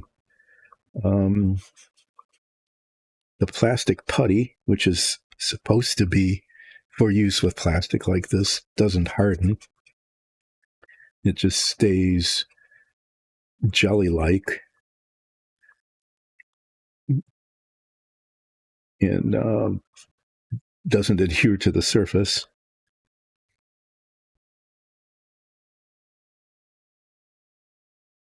And so I end up, it just can't be sanded. The spackling compound actually has worked kind of the best, believe it or not, designed for plaster walls. But the surface isn't, you can sand it, but it has a really different texture. And so even after sanding, it has a different texture than the plastic underneath it. And as a result of that,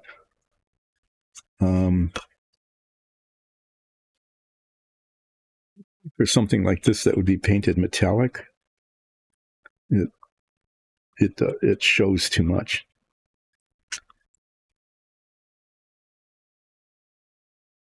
So I would end up with circles anyway. You would see the circles. It would just be like a little surface textural difference.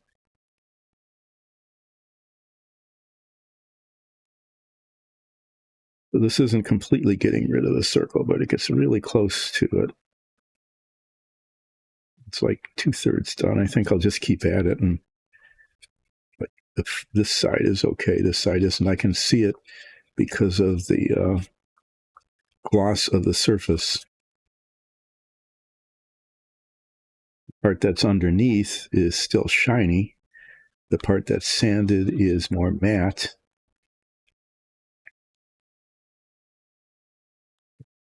That is sanded is not down to the part that isn't.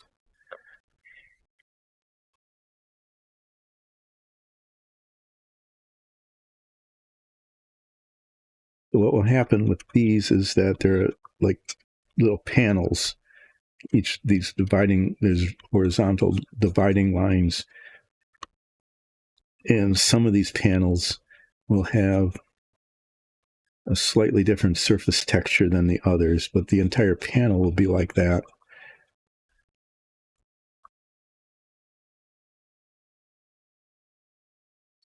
So it won't be as jarring as, oh, why is there a circle in the middle of something where there shouldn't be?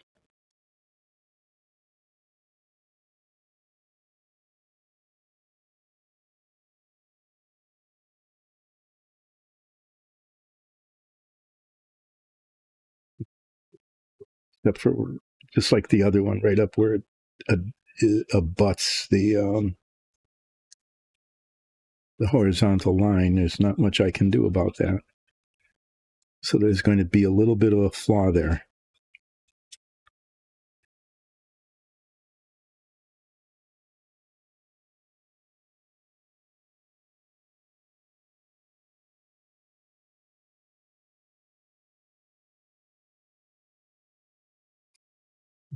Go faster if I grab the coarser sandpaper, or if I used a file. But I'm not sure that the consequences of that wouldn't be just as bad.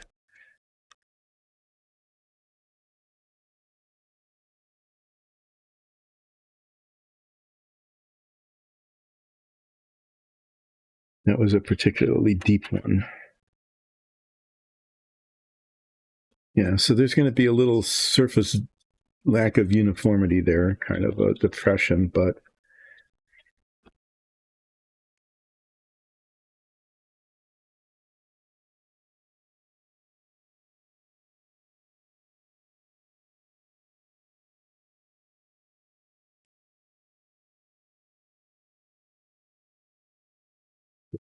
doing tedious, but for me, fairly relaxing sanding.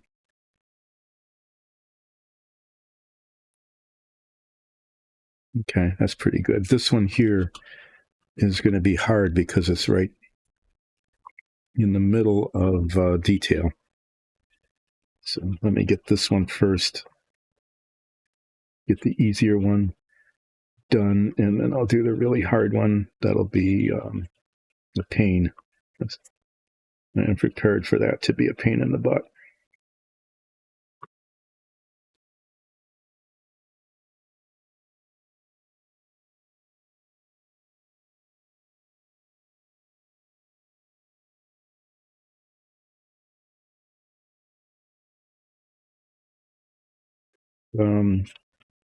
As a solution goes, this is turning out to be okay.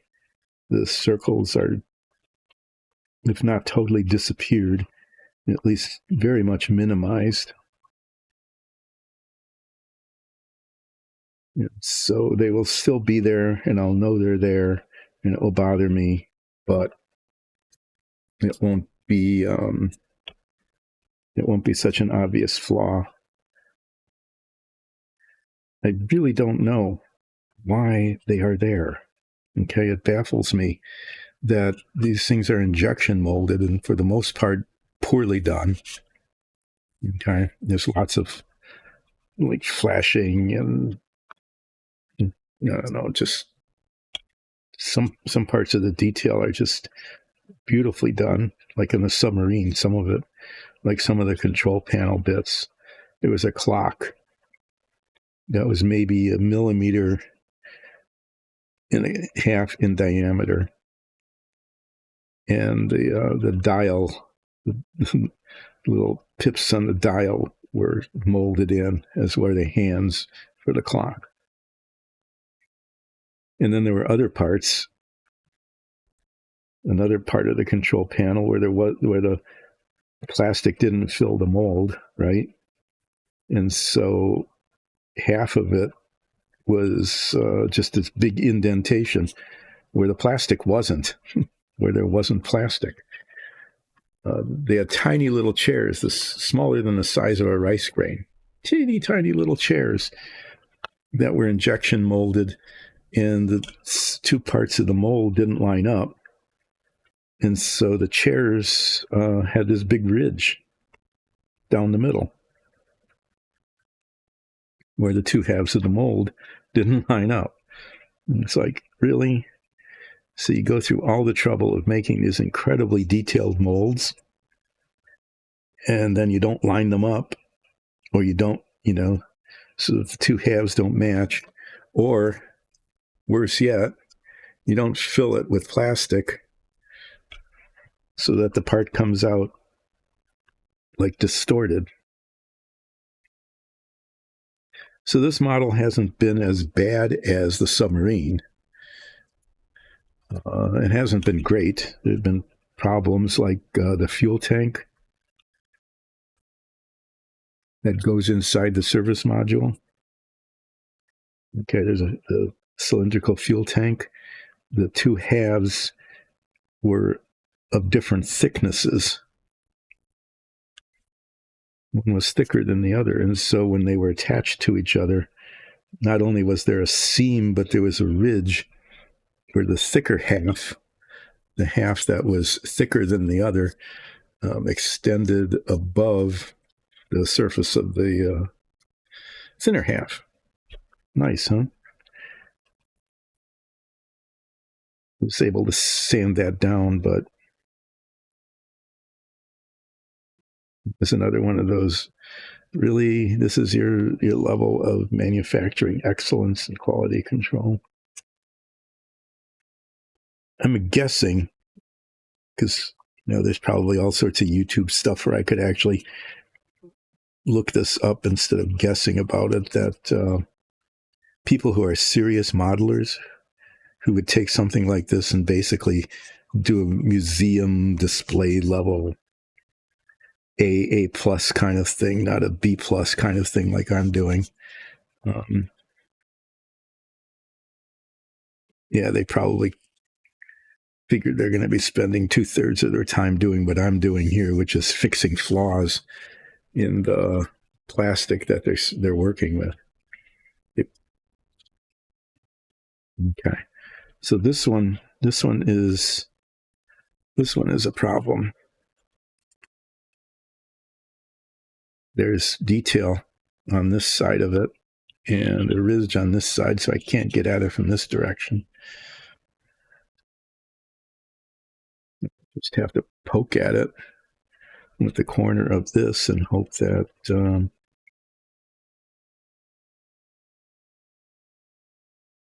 I can get enough of it to make it disappear.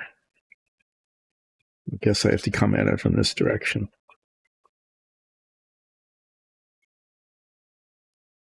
That's a particularly bad one. I mean, it's going to be really obvious if I don't get rid of it.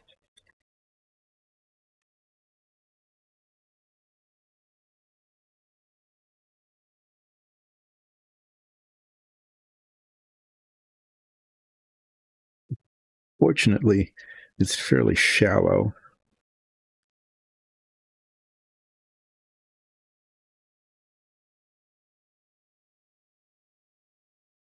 Compared to the one that was up here, that was really deep.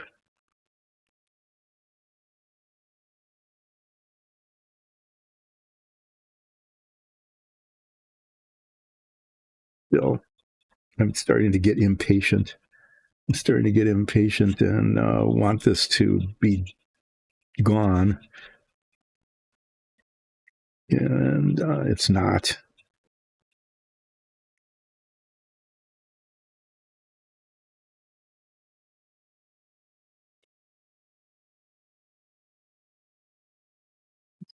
Use the very, very edge of the sandpaper.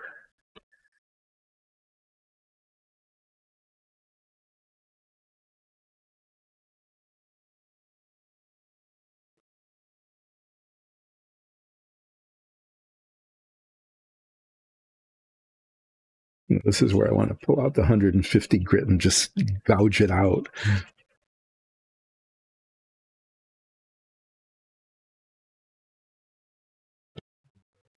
Knowing that that would be the wrong thing to do. So I will conjure up some patience here and finish the job correctly, I hope.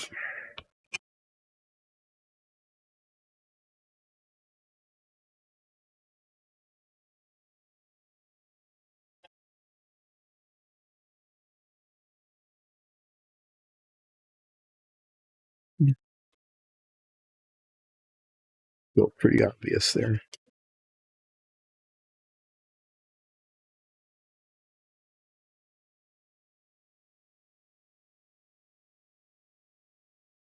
Yeah, if I pulled out the needle file, that would be gone in a second.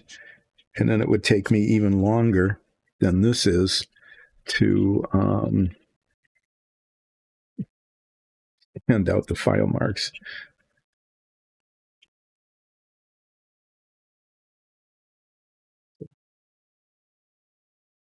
Patience is a virtue, I guess, at least at this point.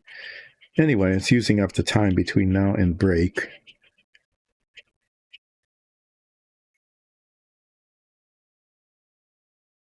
It's that last bit right there in the upper corner. Getting the sandpaper on it with enough pressure. It's just a hard to reach spot.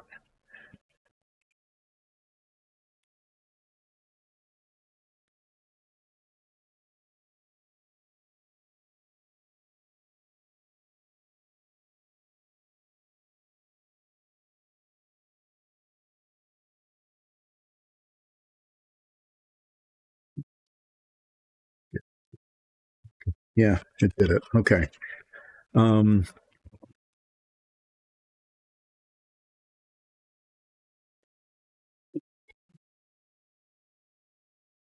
This out. I'm just making sure that they're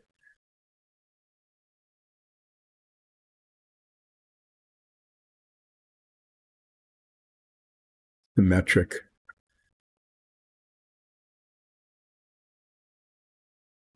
there's any asymmetry, I'd have to use a micrometer to test it. That contact cement worked really well. Very happy about that. Yeah, I need to polish the ones I just did. And then I'm going to take a break. And after the break, I've got three more of these circles to take care of on this side. Most of them, yeah, I mean, a couple of them, unfortunately, extend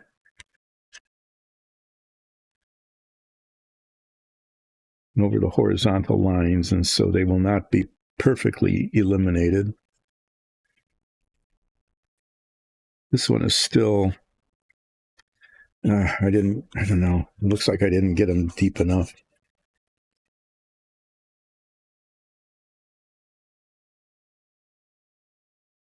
That one's gone.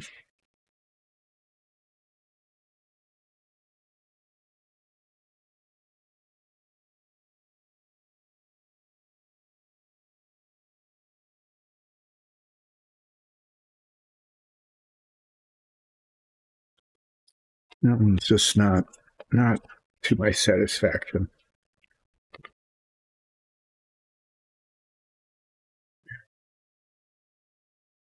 So close, yet so not perfect. Or not acceptable, even. I mean, it's far from perfect, but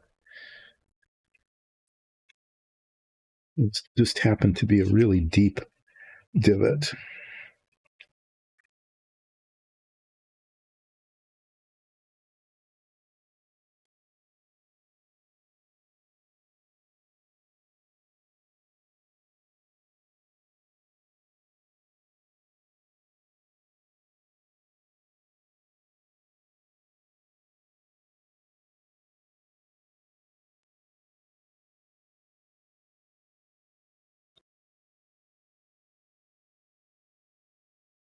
Yeah, I want to finish these before I take a break. So, yeah, I got a couple minutes left. So after break, I'm going to do the last three, the divots, the holes on the other side, not the holes, the circles, and then I'm going to clean up these parts and do a little bit of test fitting because I'm not sure really quite how they go together. And I'd like to know that. And then I can prime them. And then on Wednesday, I can tape them because they get painted different colors, and I'll go over that.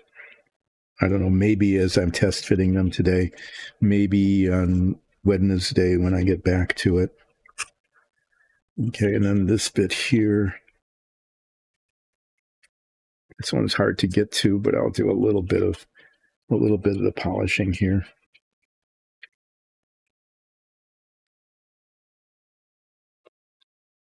And then the big thing, the big moment after the break is assembling the two parts of the escape tower. And then except for the doors, which I'll put on Wednesday, because I want this to set up. I'll put those on then, and then the escape tower will actually be done, and one of the four components of the Apollo will be completed.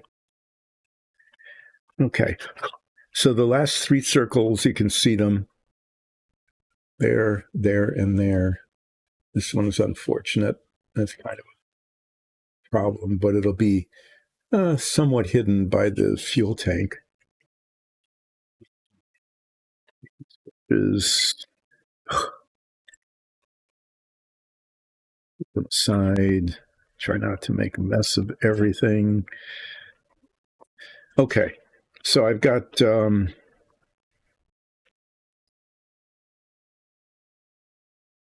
three more circles to get rid of. That to put together. parts to pull apart and get them ready to prime. Getting them primed will be a big thing, and then I can talk about the different colors that they all just need to be painted, and some of the detail that yet needs to be done on them.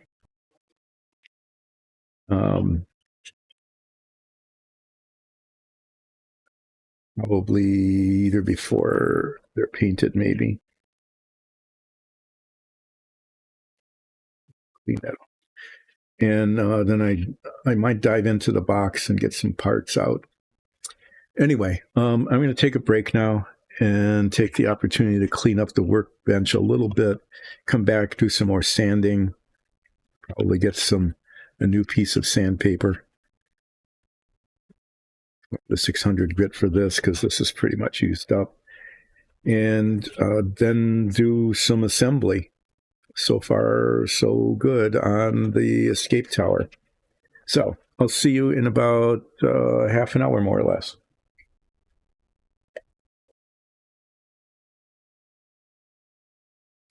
Thanks for watching.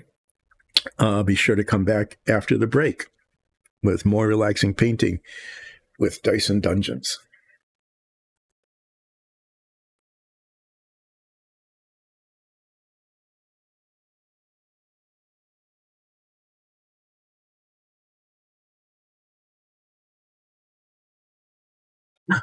Back from break.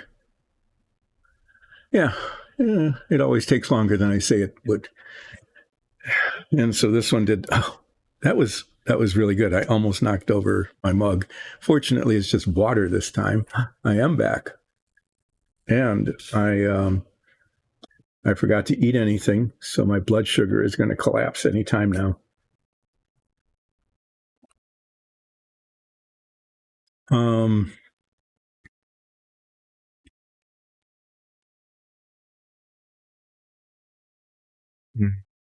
Okay. Yeah, I'm just looking at this again, and I am not satisfied with how the circle removal went here. But I'm not going to work on that right now. While I still have blood sugar, I am going to do this. I am going to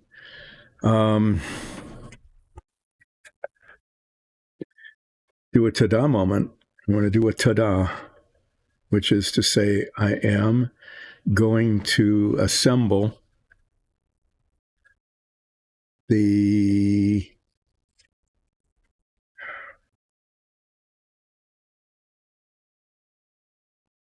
symmetry here. I am going to assemble this. Why not? Let's see how this goes.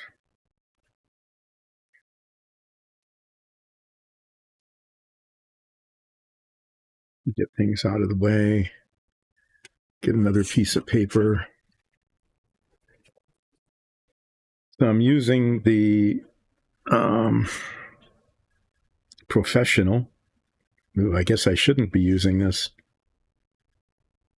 because this is professional, and I'm not. The way I'm going to do this is to put the cement into these openings.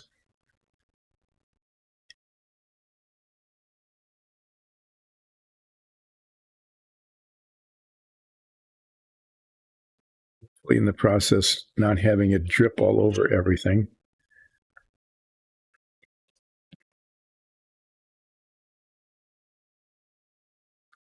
And then I'm going to take this and put it down into them.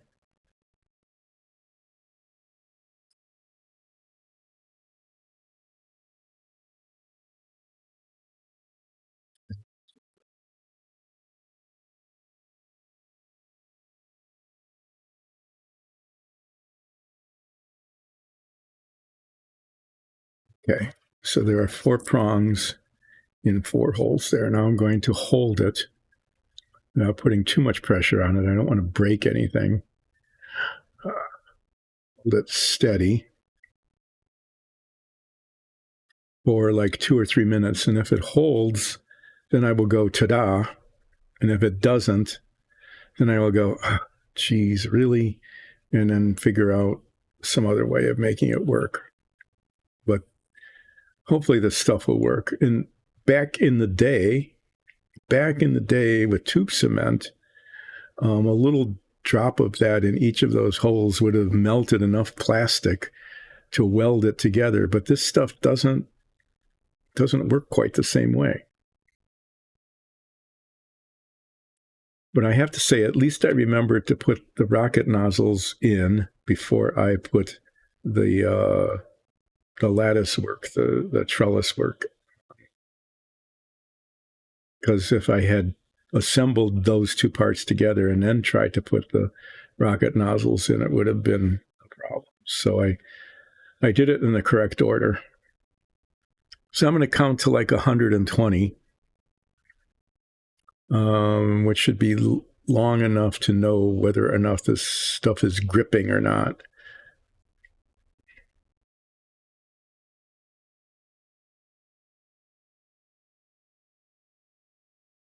I could count out loud 18, 19, 20, 21.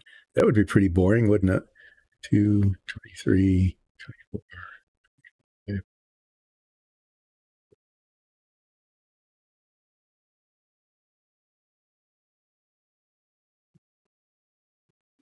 It's really boring. Well, I'll just have to count on, I don't know, can't really see the clock without my glasses. Yeah. I can't see up close with my glasses. I can't see at a distance without my glasses. So it's always this struggle of not really being able to see very well.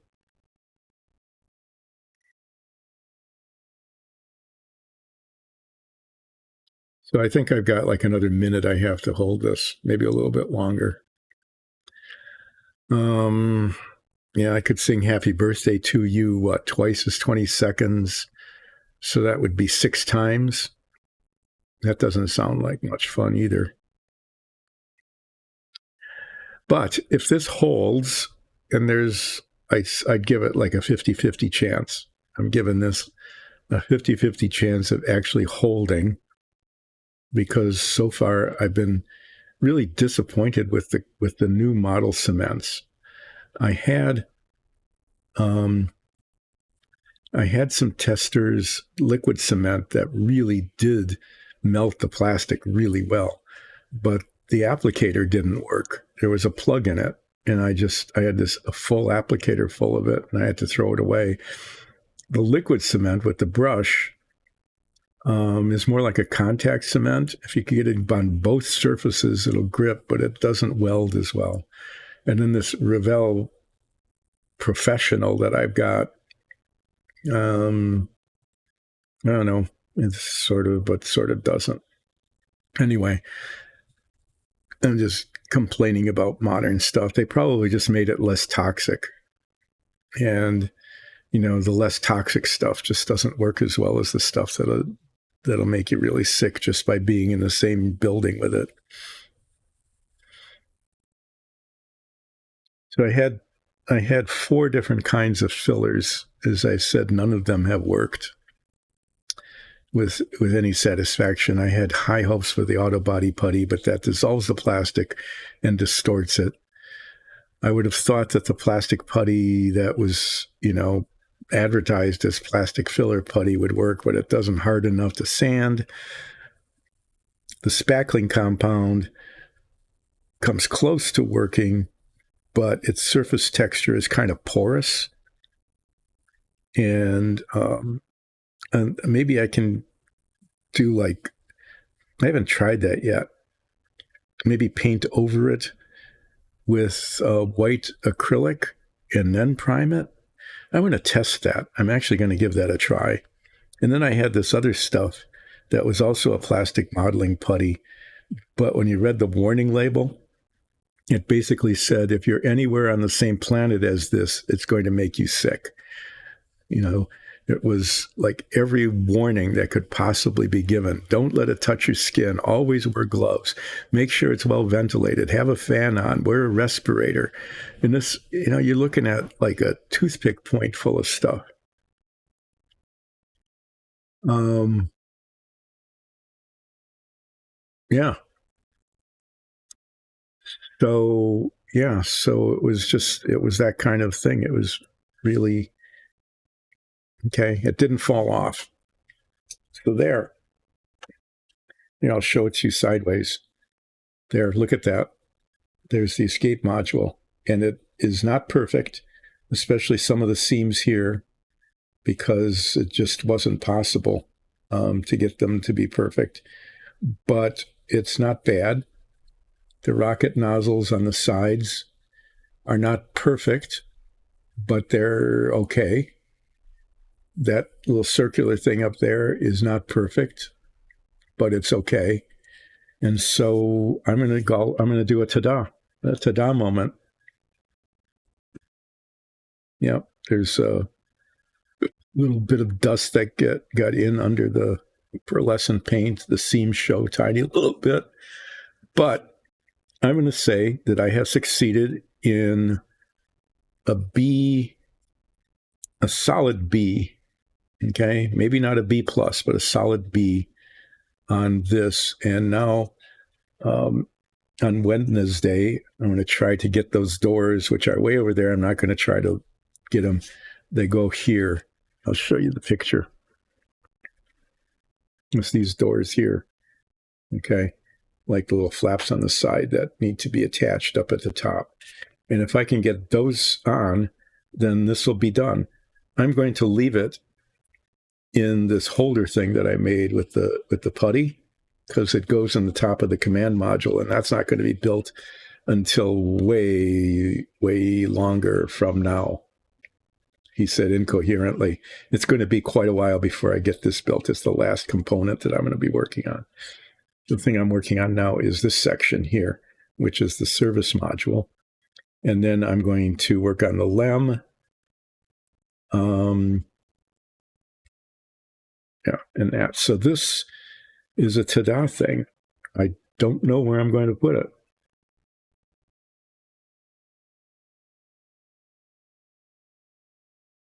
I don't know. It could tip over and fall. And what I'm going to do, since I've got this, since I have this available, is I'm going to actually attach the base cardboard to this two-sided tape so that it's on an even bigger thing. It's much less likely to fall over. And I need to put it somewhere. So I'm going to, for now, I'm going to put it way over there where the submarine is, which is hopefully enough out of the way that nothing will happen to it between now and Wednesday. Since I'm here later,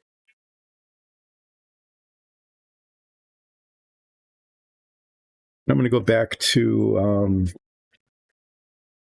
tedious sanding.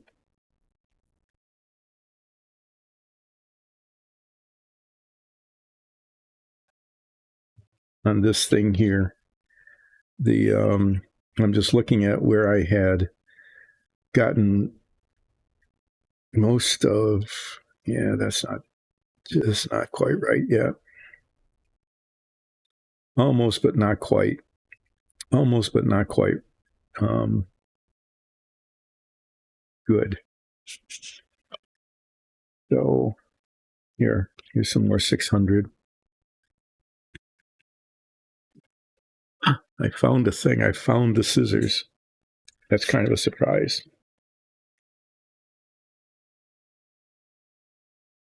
More 2000.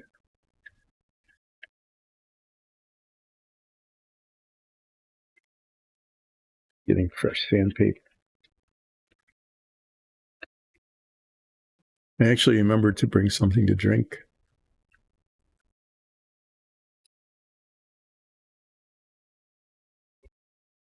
So I'm going to just work away a little bit longer on these circles because I got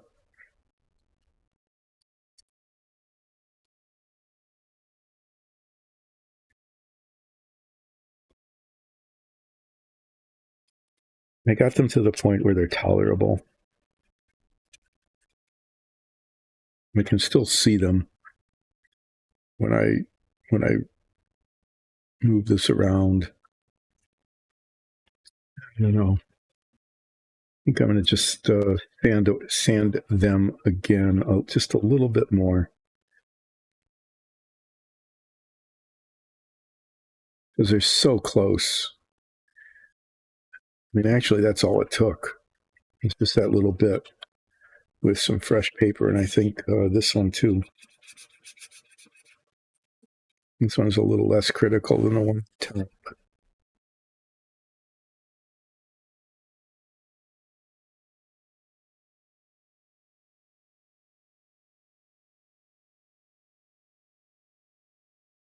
Why stop at like 95%, right?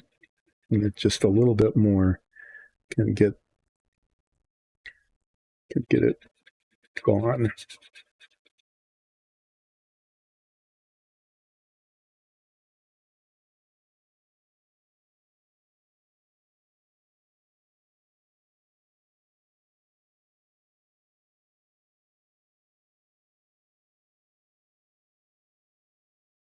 Well, this approach, even though it wasn't like the perfect way to do it, is getting rid of those circles so that they are, if not invisible, at least not intrusive. And even though those panels where they existed might end up with a slightly different surface texture, it'll just look like there's some panels that have a slightly different surface texture, and I can live with that.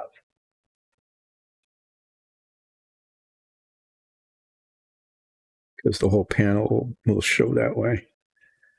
Okay, well, I've got these on this side now. This one's not good. It extends over that, but that might not be too visible behind the fuel tank. So this is the worst of them. So I'm going to do that. I'm going to work on this one first.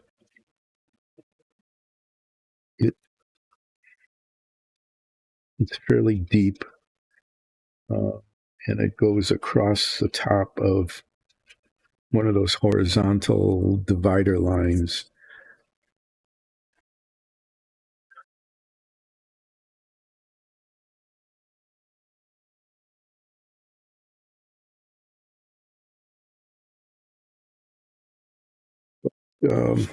Yeah, again, this would have been a lot better if I had a good filler.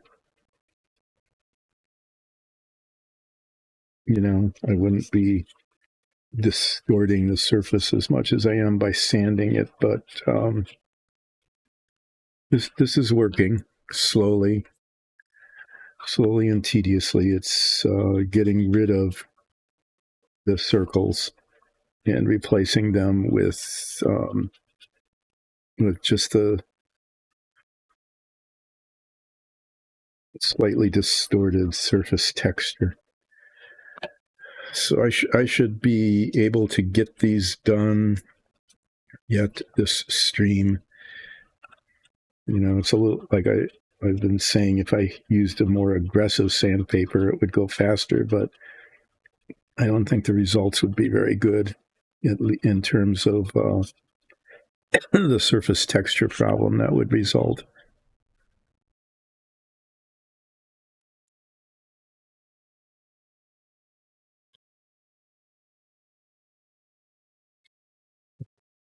That wins the race in this case.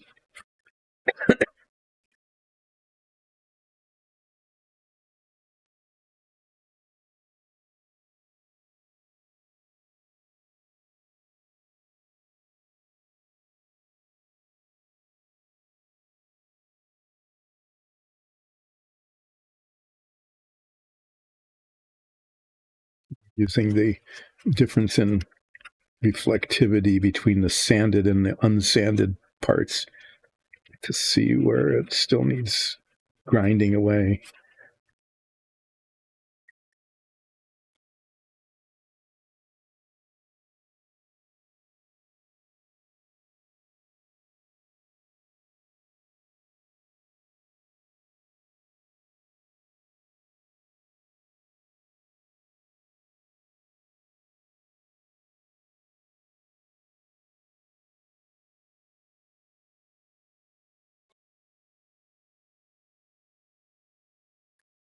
There. So while I'm doing this, since I can talk about other things while I'm doing this, it's not too taxing. It's not like trying to do minuscule, tiny little spots of touch-up paint or something, right? But that really does require undivided attention. I will talk about Dyson Dungeons. So Dyson Dungeons is all about Dungeons and Dragons, and our D&D show streams live with a live chat on Twitch 3 Sundays a month at 2 o'clock Eastern Daylight Time. That will change to Eastern Standard Time when Daylight Saving Time ends. Just to be precise about that.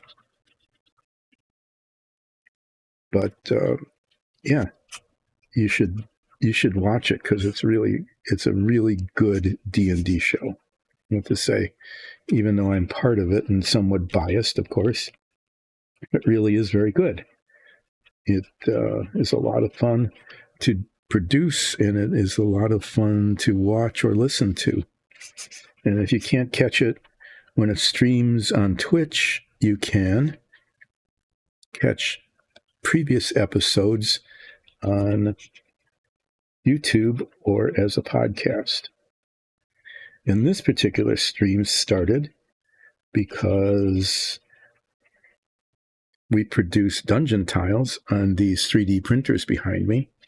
They're really pretty cool. I will show them to you in a little bit when I'm done sanding circles out of these parts, because I like to show them off. And this stream started because we paint them. Nicole and I painted the original ones for use in our show. In fact, if you watch the episode that just aired this Sunday, that being yesterday, you'll actually get to see 2 of them. Because we're currently in a 3-story building, and I think we came in the cellar level. Anyway, you get to see two of them, and the next stream will feature the second floor, which was just revealed at the end of the last stream. And then there's a 3rd level, and you'll get to see how they're used. They're really kind of amazing constructions. Our DM produces those, and then Nikki and I paint them. And this stream started out as since we're doing these, why not stream this, and then people can see how the dungeons that we play in our show, how they were created and painted. So yeah, you should watch that last one and the next one, because they feature many of our tiles, because there's 3 pretty large floors in this thing that we're in currently. Okay, that one came out pretty well. And there's just one more left down here. There's some circles on the other pieces too, but I haven't started working on those pieces yet.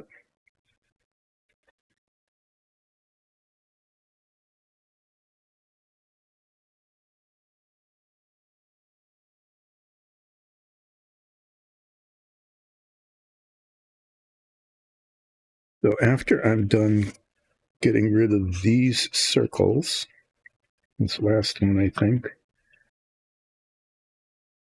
maybe a little bit more on here. Yeah, the one on, and I should remember to do that. The one up here just needs a little bit more work. It's like almost done, but not quite when I looked at it in the light.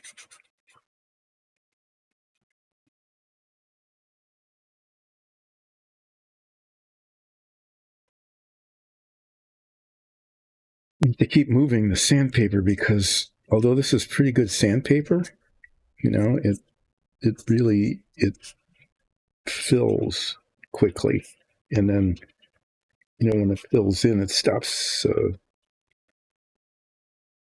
abrading, and when it's not abrading, then it's not doing the job, because its job is to be abrasive. There are some D&D shows that are abrasive. This one isn't. This is relaxing, I hope. Pretty rarely do I get abrasive, other than when there is serious disappointment, like when I first started working on these parts and saw the circles and went, oh, geez, really? And things were moving along really pretty well. And now I got to deal with these molding problems. I go into my complaint about the quality of the injection molding of models, plastic models, which when I built them, when I was in like grade school, right?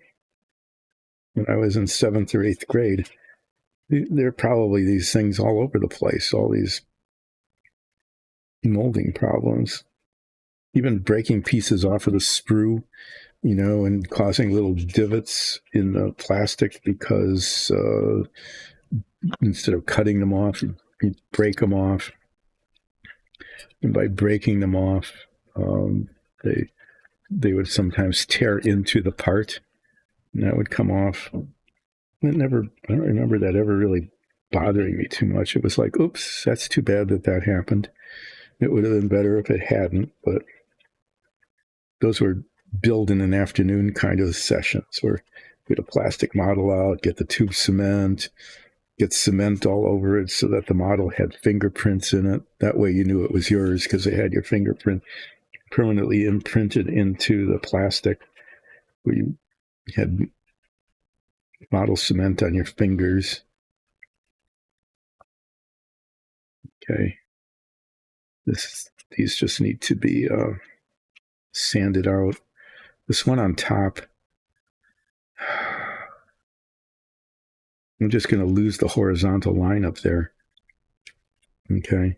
I mean, it's just going to be gone because it's like a half circle right along the line. And I guess I would rather have lost a little bit of the horizontal line than have it be what it is at the moment.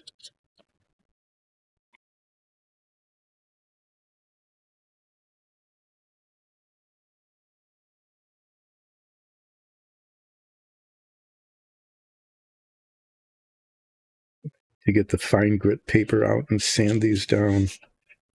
This one just right at the top, it's going to show. Well, maybe it's not going to be that bad because there's a piece that goes across it. Yeah, that will. Let me see if it covers it or not. This goes on here like this. Yeah, that's going to be okay. But of course, there's tabs and holes, right? So now it's going to be, yeah, nothing's perfect.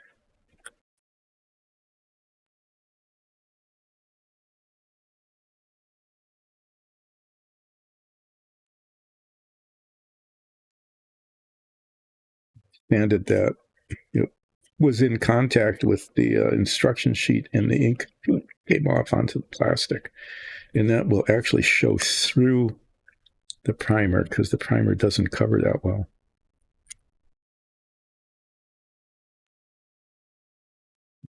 Not as well as I had hoped.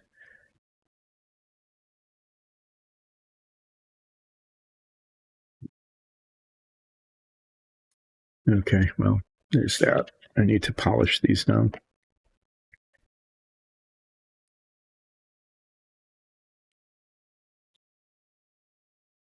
And it doesn't polish it as smooth as the original plastic, but it gets it really close. So it doesn't show the difference in texture quite as much once it's rubbed down with this very fine sandpaper. This is 2000 grit. I have some that's also 3000. That would polish it even further, but I'm not going to use that.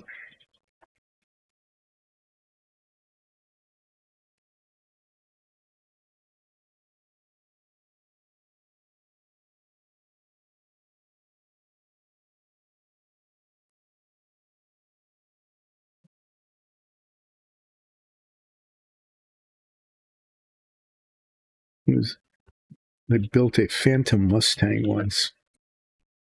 Actually, twice. I had the original kit when it first came out in the 60s something. It's a really cool kit. It's all clear plastic that shows the interior of the Mustang, not in huge detail, but you can see the fuel tank and the guns and the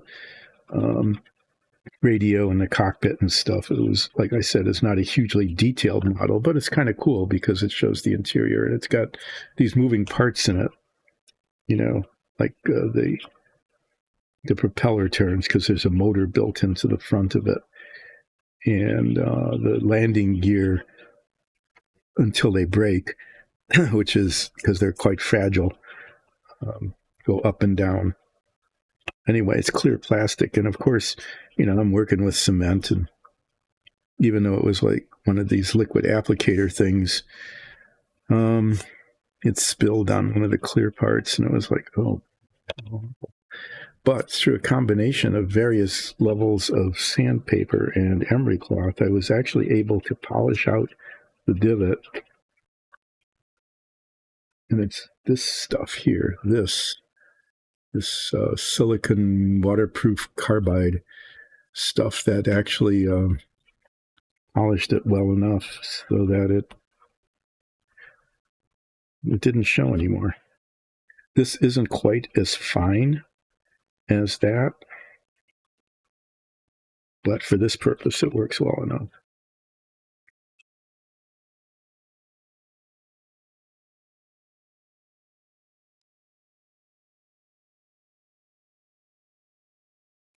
Again, I could use the 3000 grit, but I think that for this purpose is excessive. Okay, well, these will do. This is ready for priming now. Yeah, that's my joke, ready for prime time. I'm going to put them in here for the moment.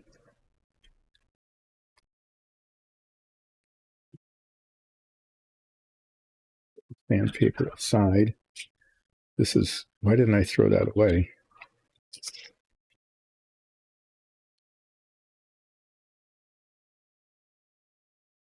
Get it out of the way, put it over there where the trash pile to be.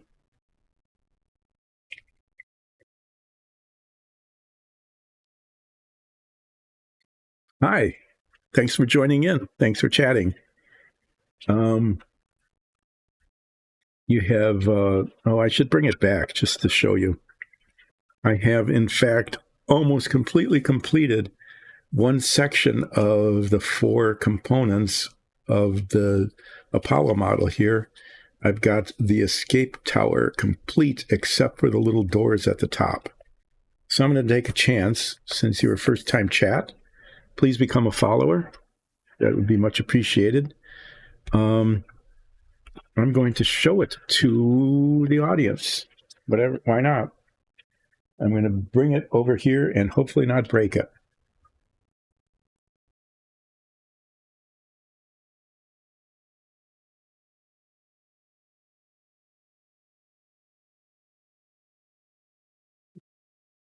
There we go. That's the escape tower. It's actually quite large. I'm kind of surprised at the scale of this, but I think it came out okay. And then this sits on top of the command module like that once it's done. So there we go.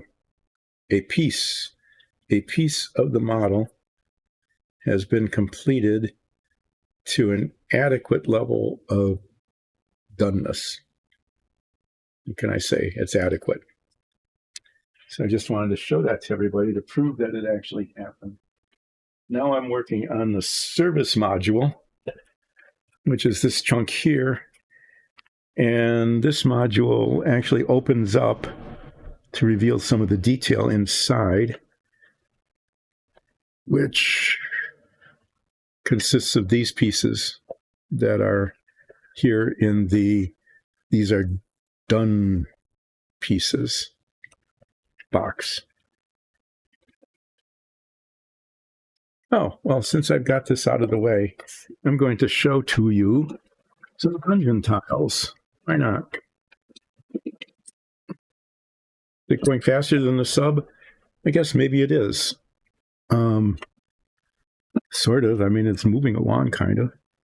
Despite the fact that I have to spend like hours and hours sanding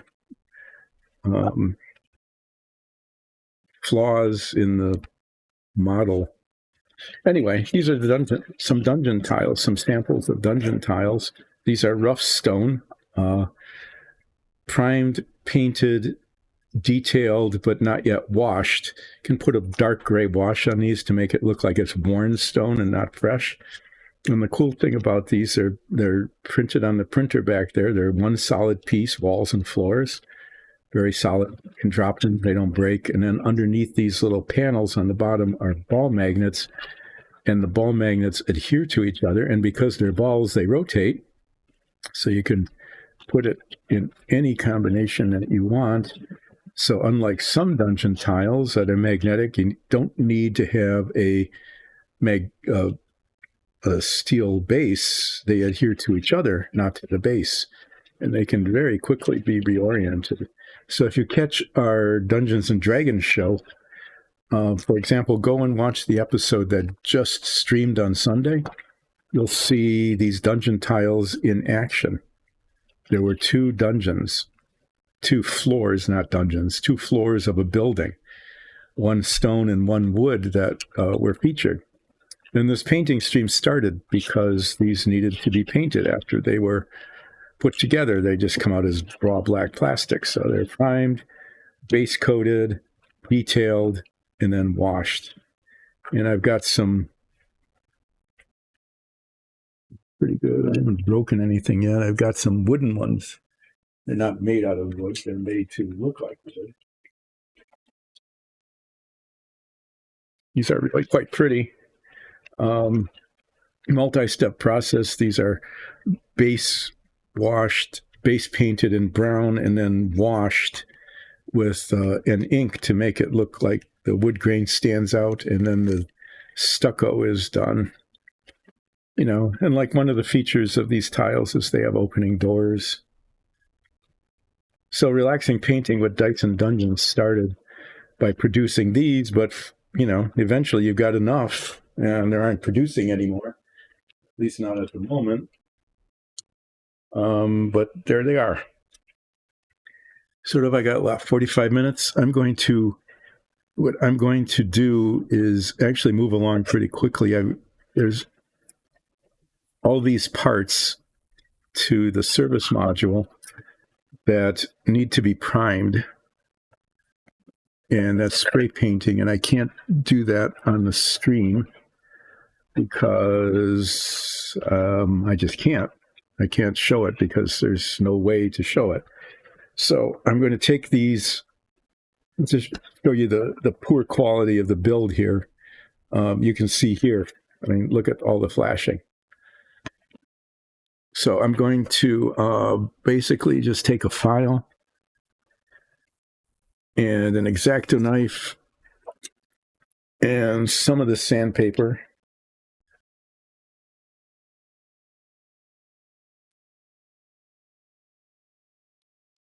And you can't really see it, but there's flashing all along the edges of this.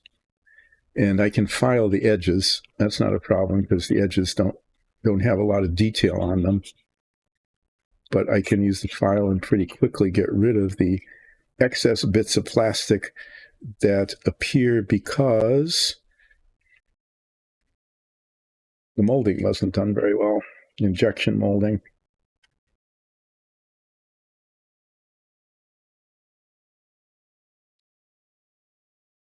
So there's little bits of like where the sprue was attached, flashing, which is caused like this because the mold didn't close all the way. But if I can get these cleaned up, then I can prime them. And then on Wednesday, I can get them prepared for painting. The painting will all be spray painting, except for little bits of detail, like on the top here, where there's some conduits that needs to be highlighted, some pieces of equipment and machinery. But on Wednesday, I'll be spending some time test fitting all these parts after they're primed to make sure that they actually go where they need to go and that they fit. Sometimes I find out that they don't fit because they were just very badly made.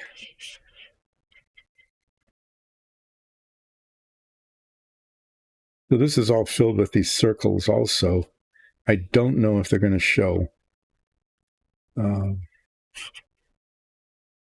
If I can get this done quickly enough today, I might do some test fitting to see. But I think these are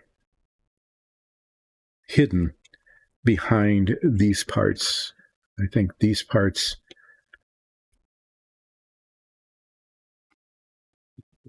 it's the bottom.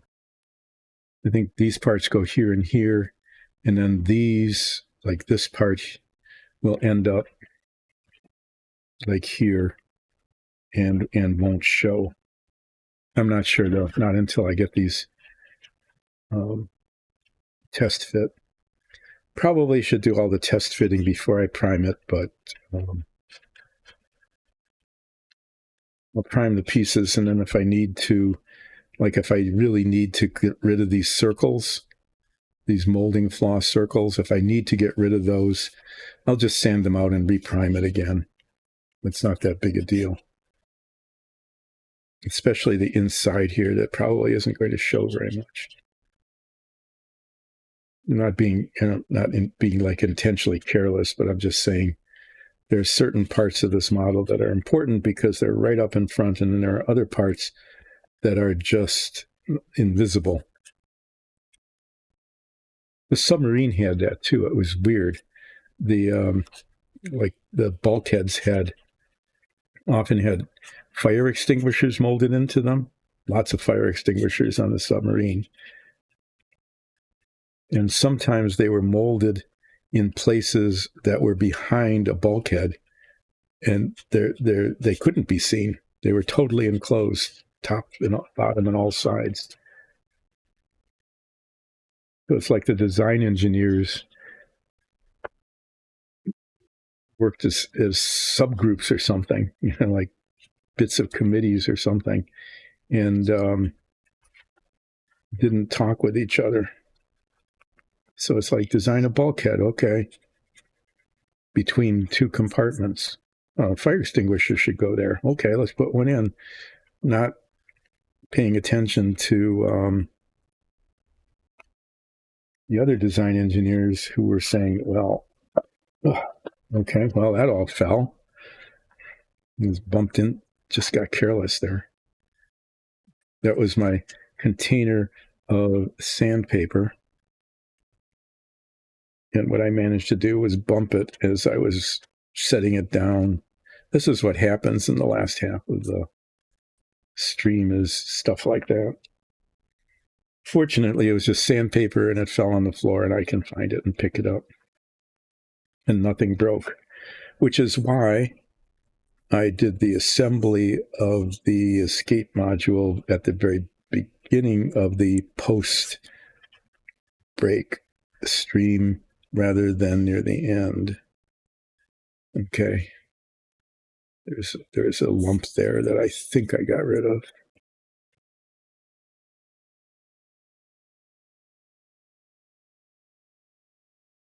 Those need to be washed before they're primed.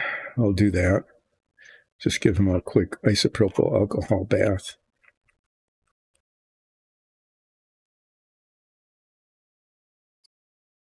Okay, I think I've got time to finish this.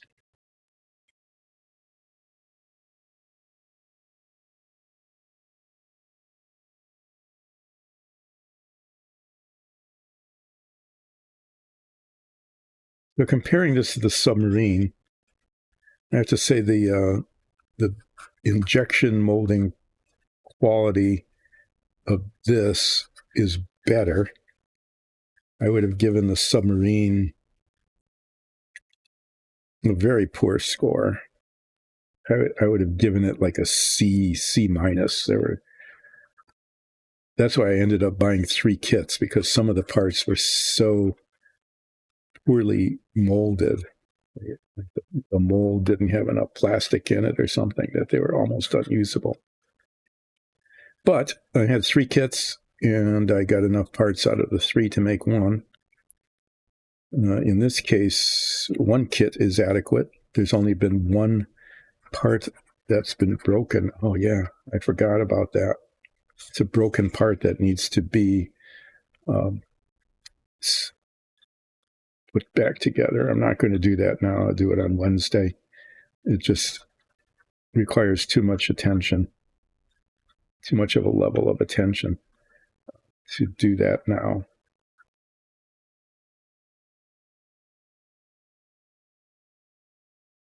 The really kind of a small, delicate part is part of the high gain antenna, the stem of it, which was less robust than one would hope, I guess, managed to break. It just broke in the box. The box had obviously gone through trauma, because there are a lot of parts broken off the sprues, the trees. Okay, they were broken off, and just scattered all over the box. When I opened it up, even though it was still sealed with cellophane, plastic wrapped, I was really afraid that I'd bought an incomplete model. But it turned out that it just, I guess, really been bounced around pretty badly, so that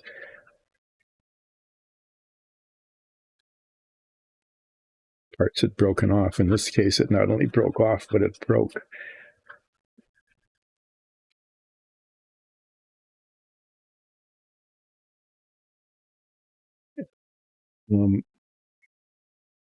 Most of these will be painted like 2 colors. Like this big piece here, this will be painted like a greenish, grayish green on the inside, kind of like a primer color at the top, gold underneath, white on the outside. So they're going to require a fair amount of taping to make sure that the edges are the right colors, and that the colors are the right colors in the right places. But it's not too challenging. This has a lot of detail on it, little conduits and things like that need to be hand painted detail after the base coat is put on.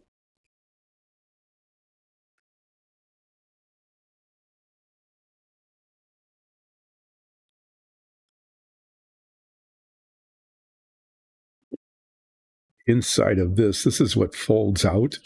There's a hinge that attaches here. I haven't gotten the hinge yet. So this is painted the gray-green because it's above the top, the piece that I just showed you. The bottom is painted a different color because it goes here like that. And this is painted gold. And then these are details. There's some tanks are attached here, and here. There's a circle there that I can't do anything about. It's just going to be there. It's going to be part of just pretend that it was meant to be. But I might try to highlight some of these bits.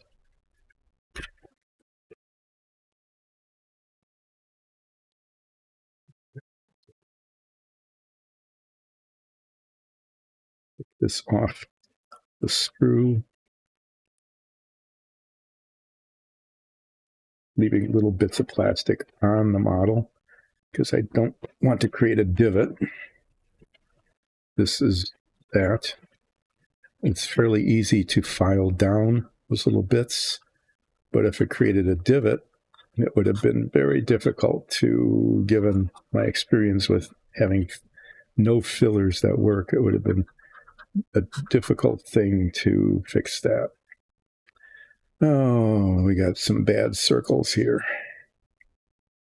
Yeah, this is a part that has detail. This is the bottom, the very bottom of the service module. And these will show. So I'm going to need to take those off. And they should be sanded off before I prime it. I'm not going to have time to do that today. This is just all really crappy.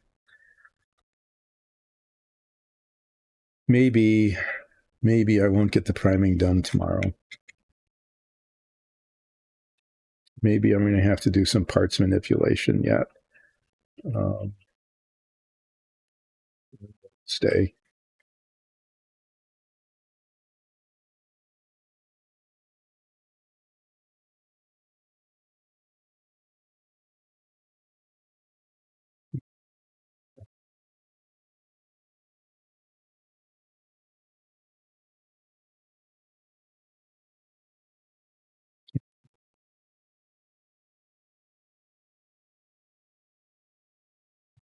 Or two already. So I think I'm falling behind in what I was hoping to get done. I was hoping to have gotten these prepared for priming, but that's okay. What I'm going to do is do all the test fitting.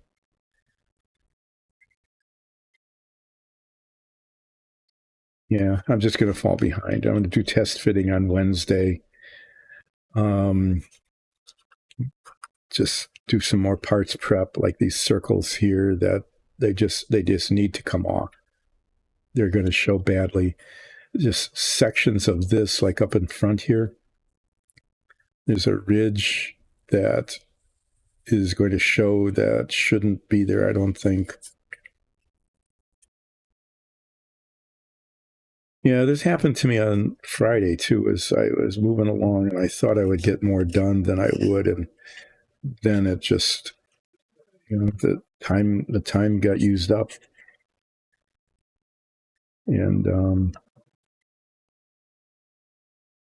there wasn't enough time to finish what I was hoping to finish. And that's happening today. So I hope it doesn't throw things off too much. What I was hoping to have done on Wednesday, if these were primed, would be to get the taping done for at least the first color of paint. But I might not do that. I'll probably, I know what will happen is that the test fitting is going to take way longer than I thought it would take anyway. So that won't be a total waste of time. And if, at that point I can start finding, I can get the gain antenna, the high gain antenna fixed. Can do that near the beginning of the stream if I remember. And I can find the parts for the attitude control rockets and get those prepped. Build a little stand for them to hold on to while I prime them, because they're so tiny that the spray primer would just make them fly all over the place. I have to get rid of these circles. Yeah, anyway, there'll be a lot more part prepping on Wednesday and a little less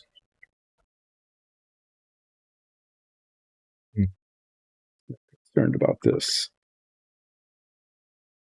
Cut this way back. This gives the impression of being the kind of thing that could break off and really cause a problem. So what I need to get, this is something, maybe I'll buy it for myself as a gift to myself, is a jeweler's saw, so that instead of trying to cut this with an X-Acto knife and potentially, I'm not even going to bother. I'm not going to do that at this moment. It's just a little too risky in terms of marring the surface. And so I need a little jeweler's saw that I could use to cut these things. Okay, like a tiny little hacksaw thing, rather than trying to do it with an X-Acto knife and potentially marring the surface.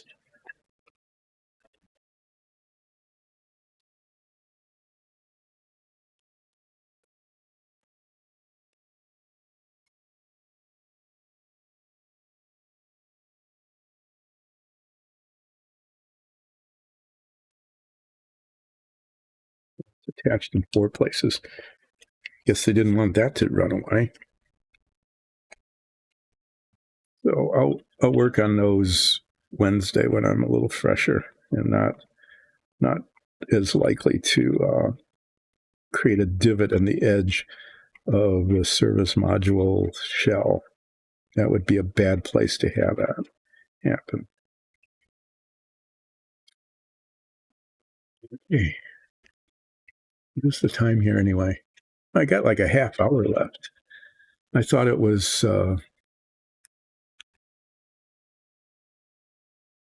further. I thought the time was further along. I'm going to get more done than I thought. I was looking up at the clock with my bad eyesight, and it looked like it was like 5:02, but it's really 25:02 or 22. So I've got time to finish. I have time to actually finish these or come close to it.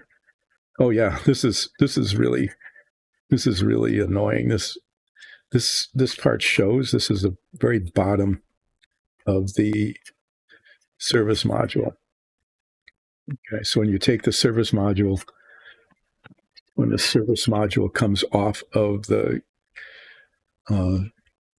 fairing that holds the lunar module, okay, and the rocket nozzle extends down, you can barely see it there. Okay, it's really black on black. That extends down from this. And what did they do? They put their trademark on it in raised letters. It's like, who wants to see that? That's not part of the Apollo model. There was no trademark from the model maker on that.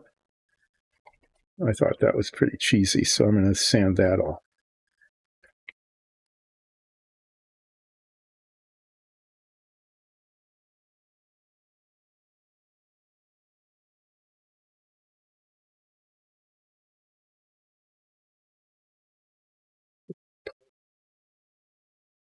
Yeah, and then this is the interior, and he's got circles here. These are all raised, so those can just be sanded down.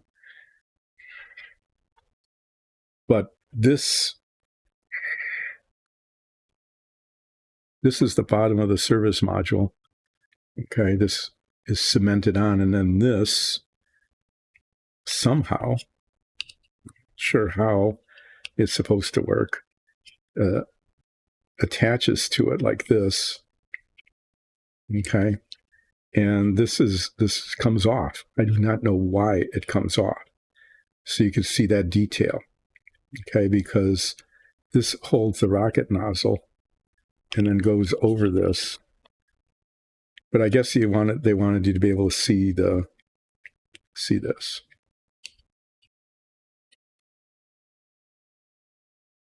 Anyway, it'll be interesting to get this done, but that means that these circles here will show, so those need to come off. This looks like it is probably going to be okay, but this part here is annoying. It's got these raised circles. Because it comes off, you'll be able to see the inside of this, even though there's nothing there. And it's got the trademark imprinted on it.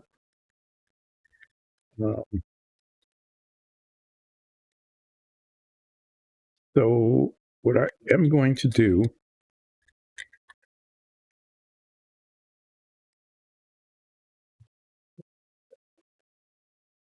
Not going to take a chance, though. I don't want to take a chance of cutting that off and leaving a divot on the circle. So I'll take the time to file it. I am going to get rid of the circles on here. This piece.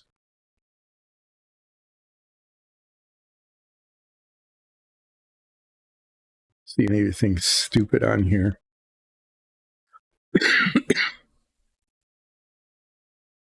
These little like pin things, but I think those can be considered part of the design. Since I've got parts that can be washed and primed, I'm going to do 50-50 here. I'm going to get these parts ready to prime, or at least try as much close as I can, so that I can get some things primed between now and Wednesday, even though I can't get all of these done probably.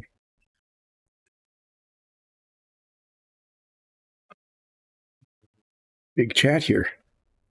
Hi, welcome. Hi, cowgirl. You be dimming. Okay.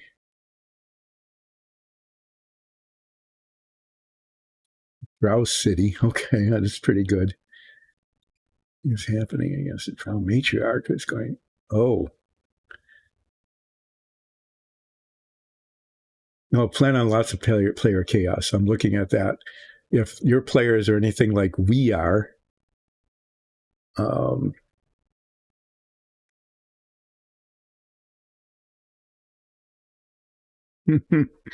no. Actually, that's really good. Our DM, Alexis Bates, might have some really good advice. She's not on the stream right now, but urban combat is very cramped, and that's not a problem. As long as there's enough room for your ranged players to step back. They don't need to have very much room, like 20 or 30 feet usually should be enough. And your melee players are going to get close anyway.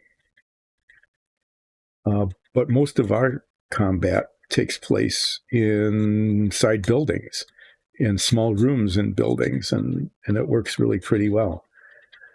But the third path, okay, so the things you need to watch out for are definitely player not doing anything that you expect.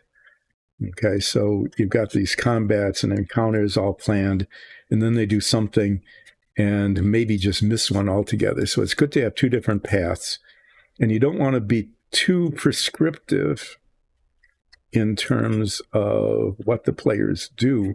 But an urban setting is actually good. An urban setting is good because then they can't go wandering off. Like if you were in a forest or something, they might just miss it altogether. So getting them into a confined space is a really good idea. The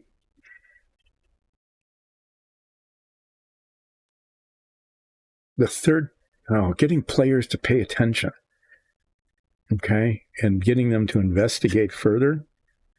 Sometimes we as players are always poking at everything. We're trying to open every door, go through every gate, and we've still missed some things occasionally. So you're going to have to be a little bit contrived. If they're not looking for your third path, which is probably the one that'll be most fun for everybody, you might, when you're describing something, just put in a bauble of some sort. I'll call it that. That says, look here. It's not like you would say, look here, but when you describe the setting that you're in, like inside a room, something that would catch their attention. Chests always do it. It's a little bit cliche. Sometimes you could have like a piece of furniture with drawers in it, a grate, like a sewer grate or something that they would be attracted to investigate. So having two different paths, they might take both. Hopefully they'll take one. But if you really want them to go down the secret path, there should be something fairly subtle to grab their attention. Otherwise, they're going to miss it, and that would be a shame. But it sounds like you've got a really cool thing planned there. I'd like to be playing that. That sounds really fun.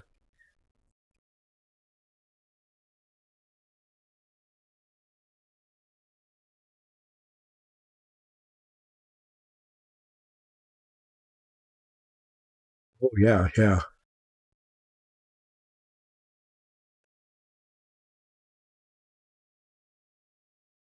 That I really like that. That's going to be a lot of fun. Um,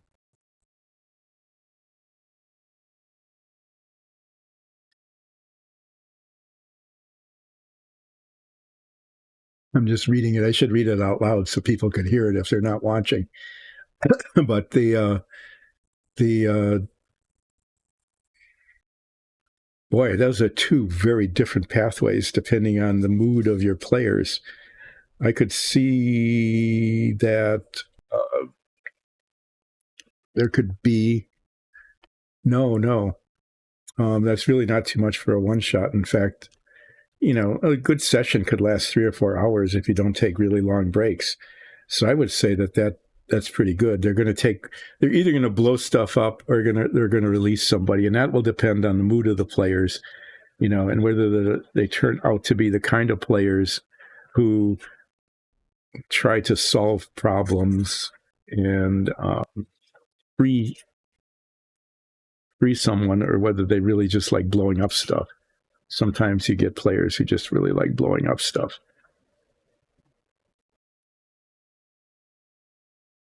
But then, and that could happen. I mean, that whole part of it could happen really fast.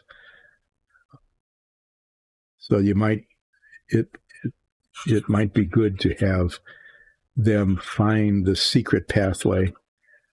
And I came off nicely and fairly easily. I'm just trying to get rid of this circle. So actually, it looks like most of the one shot would be the third pathway that they try to resolve the source of the matriarch's madness. They really, really want to make sure that they find it. I kind of plan on that. Is that before you take a break or something, that they take path A or B and finish it, and they think that they finished it, but then it turns out that there's much more to the story that they have yet to uncover and resolve. I like that a lot.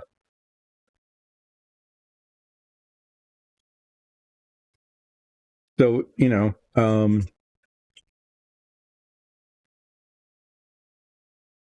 that could be like a really good almost all day thing. Don't start it at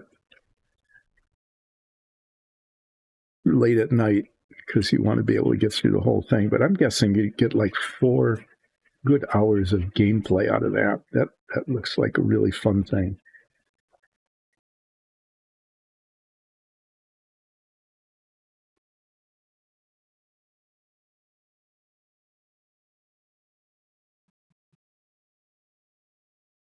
Why are there dark spots here? Okay. Oh, I see. There's some detail built in there that I didn't see before. I almost sanded it off. That was not being careful.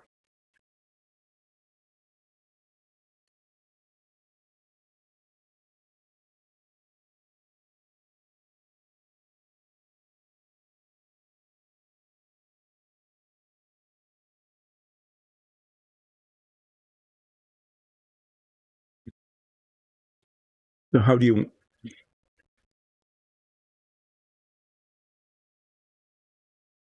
Oh, you've got a good amount of time.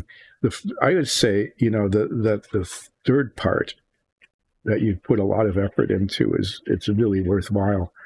And I'm going to guess that your players are going to be really pretty unpredictable about whether they're just going to be blowing things up or whether they're going to try to save, rescue the matriarch's daughter or not. You know your players better, so you don't know which of those two they're going to be following. In either case, it doesn't end that well for them, does it? They're either going to they're going to be fugitives, and they're either going to be hunted or they're going to get away with a sigh of relief, depending. And that's pretty cool that the ending depends on their choices at the very beginning, and they don't know the consequences of what they're doing. No, I think that's going to be a really good one shot. And what you want to do as a DM is to make sure that they get through the first part and make their choice, and have fun doing it. Okay. And maybe be in a little bit of danger, maybe a lot of danger, so that they feel relieved when they're done. And then they discover that they've only really just started it and need to solve a kind of a significant puzzle to finish the scenario.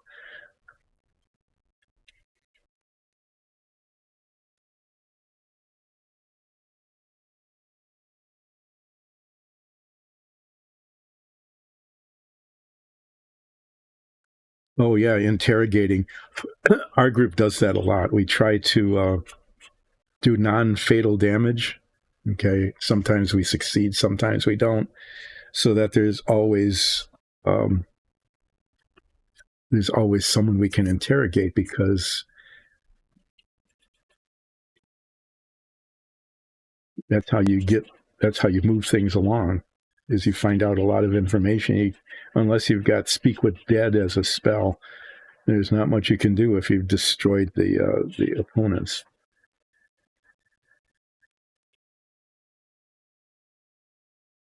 So, like, if they're looking, you have to keep them from killing the aide if you're going to be interrogating them. So you need to be prepared for that. To maybe have the aide, come out of the shadows and say, "Wait, I can help you," or maybe just surrendering before being obliterated by your fighters.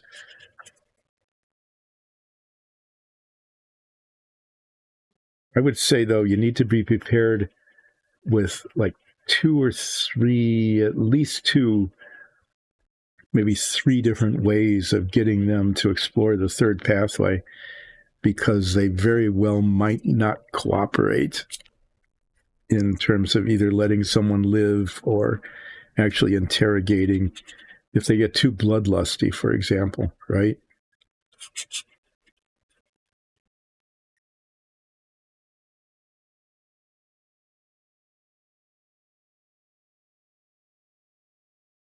Oh, I wouldn't go beyond 5. At that point, spells and things become way too powerful, and it's hard to manage.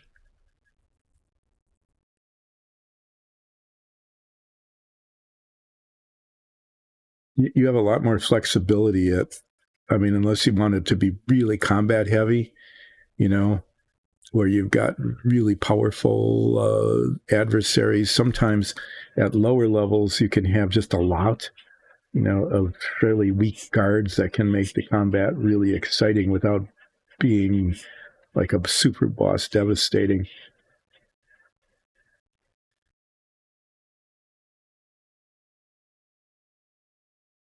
No kidding. It's not a game that you finish. And in your case, they can't finish it because they're going to be fugitives. They're going to be banished anyway. Too bad for them.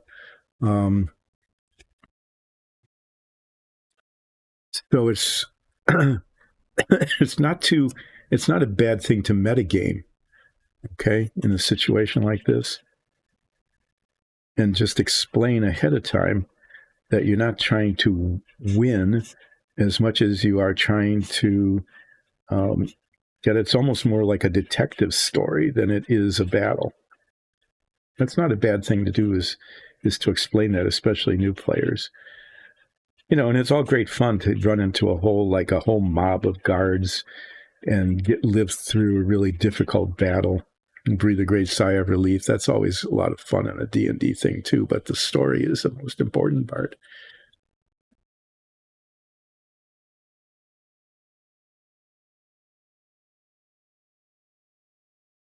So yeah, make sure that this, especially with new players, that there's enough combat that sometimes is easy. Sometimes it's just really nice to win an easy battle, and to find some stuff. Make sure they can find things. Like when they search the bodies, they should always search the bodies, right? Or if there's chests or something. And they don't have to be things that can affect the gameplay, but it's always kind of fun for players to find baubles. Just making sure that I got the raised circles here on this part done. That'll be adequate.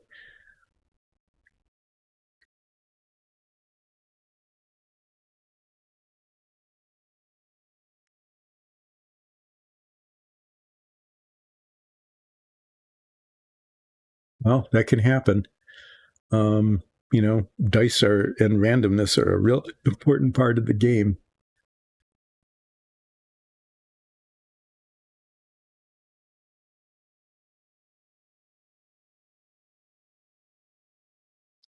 Yeah, that's a good complication.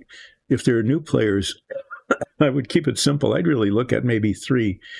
I'm not sure what all of your players are going to be, but some of them will have spells, or combat abilities, especially the spells that at certain levels come on play, and at other levels don't.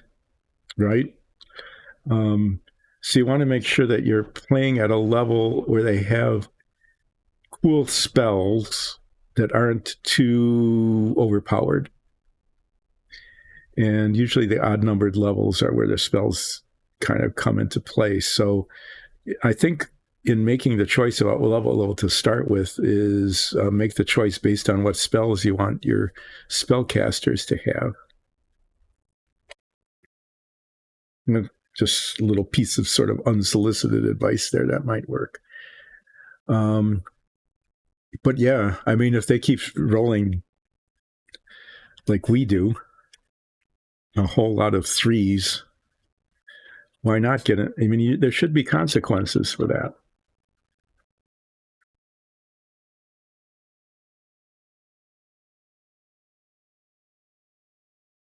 Thanks, Who. Yes. The dungeon tiles that I was showing before? We are actually, believe it or not, thinking of producing those for sale.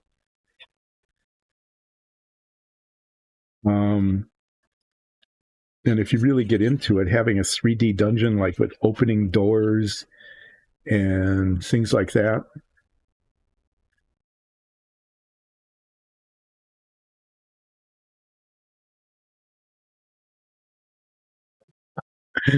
Yeah, that's good. Mike and Ed. Yeah, it sounds like the kind of thing that one of our players would do. At least maybe not one of the ones in the current campaign, but one of the ones that would be playing with us in past campaigns.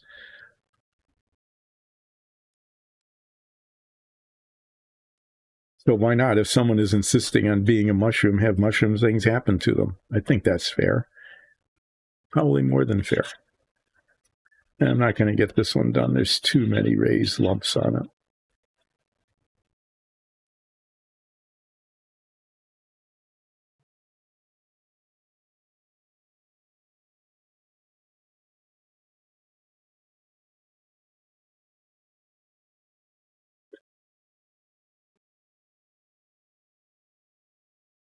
I don't know. Maybe you might not have to. Mushrooms. Maybe if the mushroom is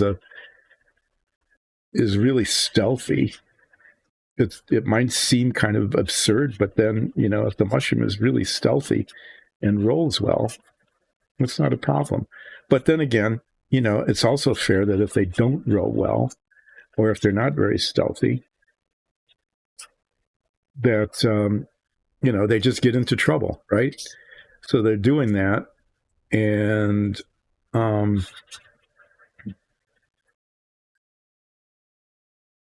and they get caught and they get into a battle and get through the battle, and it's pretty clear that that's a problem.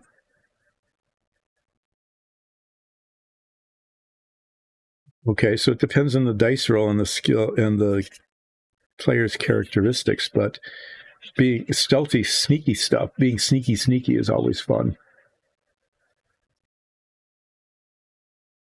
But if the mushroom fails because they're just, leaving spores all over the place or bumping into things or whatever, you can always have a magic shop. Okay, we find that always is a really cool thing. Is you need some help, so you find a magic shop, and the magic shop just happens. What do they have in stock? Not a whole lot of stuff, maybe, but they'll have potions, invisibility, or disguise self. So make sure that they have a little bit of currency on them so that they can buy some things. Not enough to be able to buy the really good things. Okay, you don't want to let them get overpowered, but I'd recommend that if things are going kind of poorly and they need some help, that if they find a discount magic shop, which allows them to go in and purchase some embellishments. Oh, no. Having a challenging and scary scenario, I think, is a lot of fun. Even no matter what kind of players they are.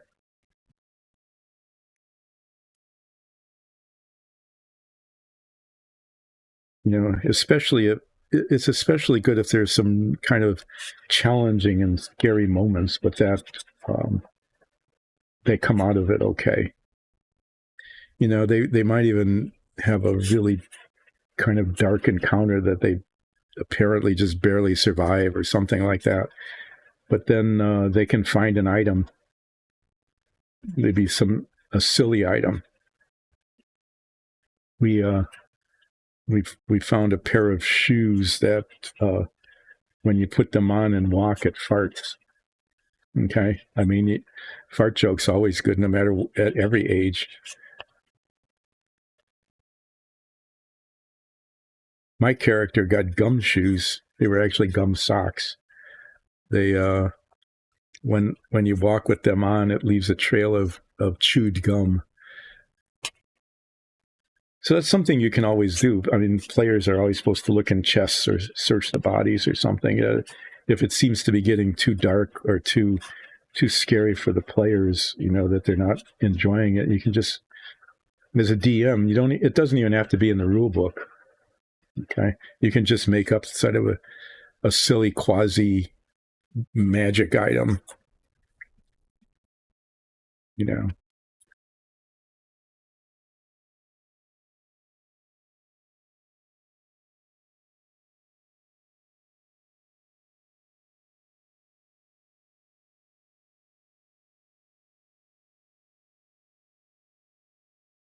How many players are there when you talk about a small number of stronger enemies?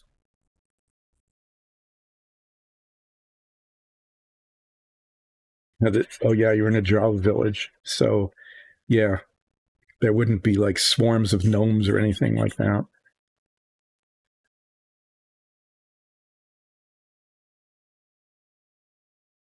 You want your enemy, yeah. Make sure that the first couple of battles, the first battle they run into, they can't lose. That would be really disappointing. And sometimes it's not a bad idea.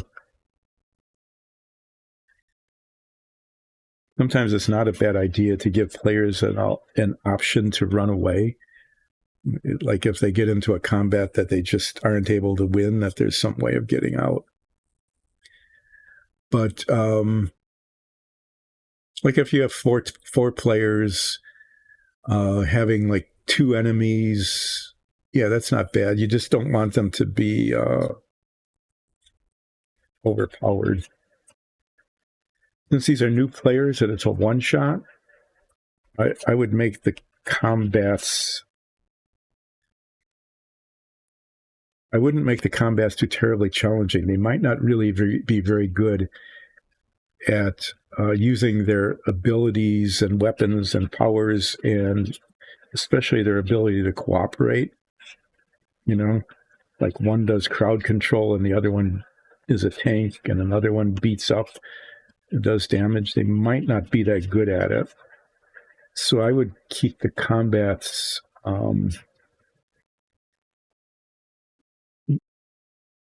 not trivial, but at least until they learn their character, not too very challenging. Plan on a lot of like uncoordinated. I would plan on a lot of uncoordinated activity.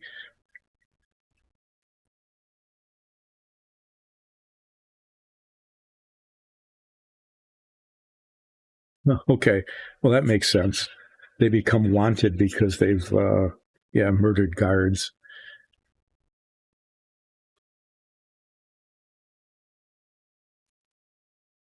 I think that'll work pretty well.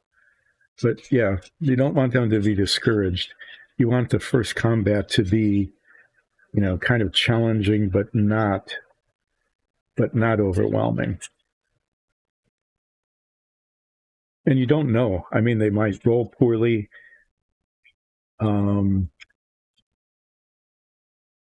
might need to be prepared. They might roll poorly. They might make really bad tactical choices in terms of how they approach the combat. So it's not altogether bad. Like if they're fighting 4 or 5 city guards, they get 3 of them down and they're about to be obliterated by the other 2 because they keep rolling 1s and 4s. Okay, is to have an alarm sound somewhere, and the guards, become a little confused by that and decide that they have to go address the alarm rather than these interlopers. Just some sort of safety thing just to keep the play going.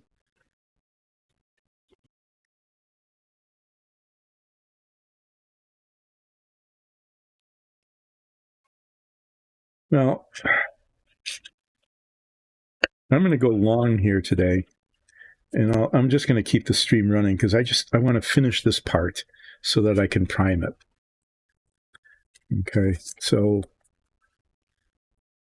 if anybody wants to hang in for a little while yet as I get rid of circles, please do. But otherwise, I'm just basically sanding away circles so that I can prime this piece. I'm so close to having it be ready to be primed that I'd really like to get that done tomorrow so that I have the parts, ready on Wednesday. And I don't even, for these particular things, I'm not even feeling a need to polish this. This is just a raised surface. And if it happens to have sort of a rough texture, well, that's just fine. As long as it's smooth and it doesn't have weird little circles on it. When are you running this? When are you running your scenario?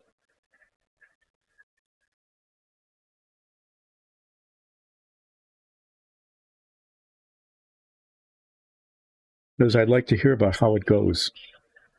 I'm intrigued now. So if you, after you run it, if you can come back on a Monday, Wednesday, or Friday from more or less 10 until more or less 2.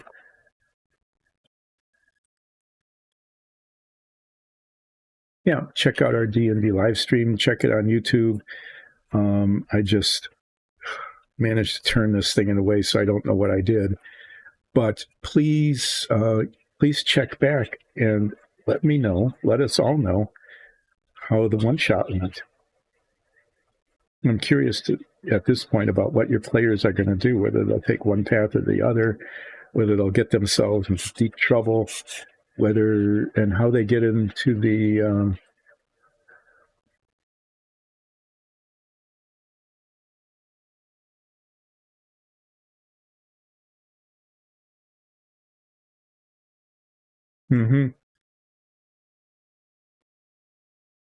Well, yeah. I mean, if they understand that, That would be one way of bringing some help in.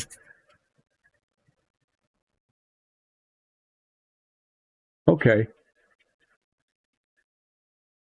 So in a couple of weeks, so I'll look forward to around the end of May then, hearing back about how it went. And if you want to check in, with more conversation, who is really good at D&D, played a lot of different kinds of characters. We could bounce ideas around. So check in again on Wednesday when I attempt to piece together parts. I think I'm doing okay getting rid of these molding problems. I'm spending as much time fixing parts and making them presentable as I am actually painting and piecing together parts. It's pretty annoying for me and probably annoying for you guys too. But we got to talk about D&D.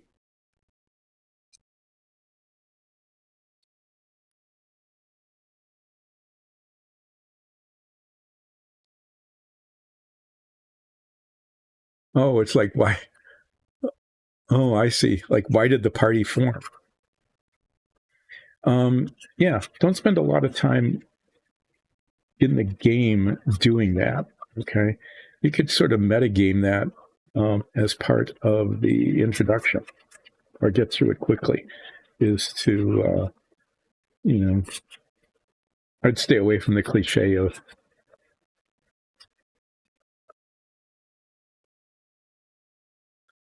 I'd stay away from we're all in a tavern and we're brought together by a dark stranger from the corner.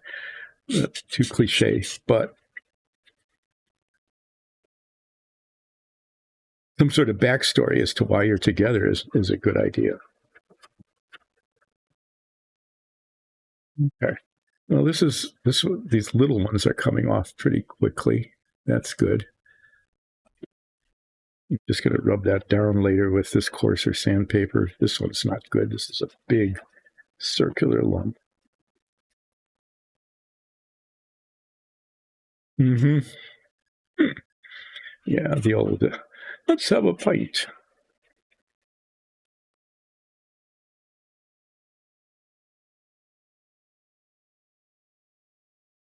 I'm trying to get this all the same texture by just rubbing it down with this coarser sandpaper rather than trying to polish it.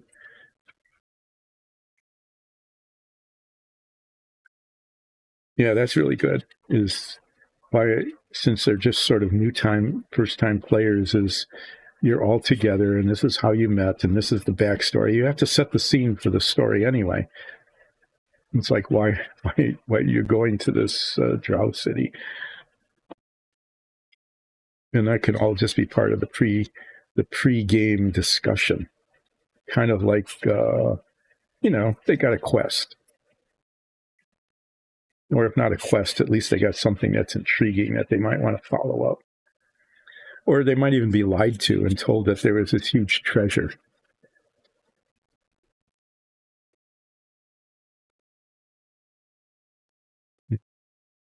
They could be misled. You never know. Things like that happen. Okay, well, that's sanded out pretty well. Yeah, this has sort of a matte finish. This is an interesting piece because it has no function other than to cover up another piece. Oh, I forgot about that. Okay, one last deal before this is ready for priming. Oh, yeah. I do not want the trademark on that. I'm going to get rid of the trademark. Sorry, Ravel, but you're not going to advertise. You're not going to advertise on my Apollo.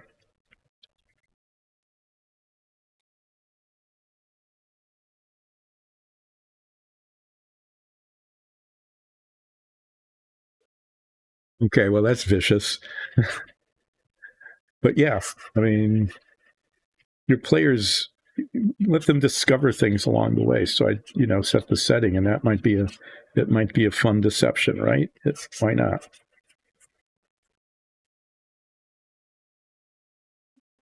See how greedy they are. Find out if your players are greedy people or not.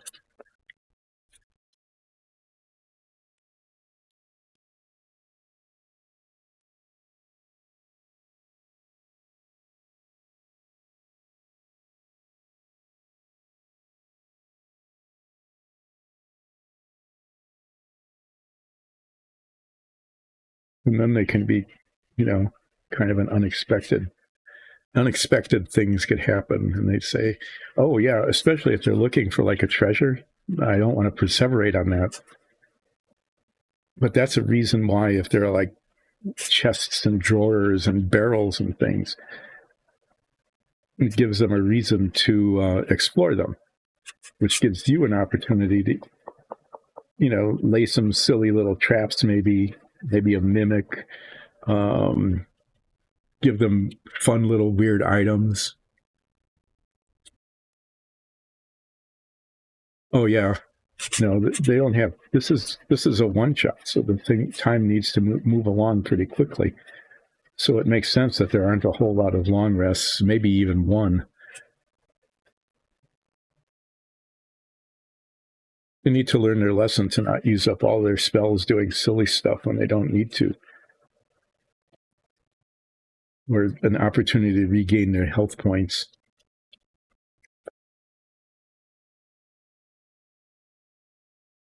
Yeah. The Val trademark is almost gone.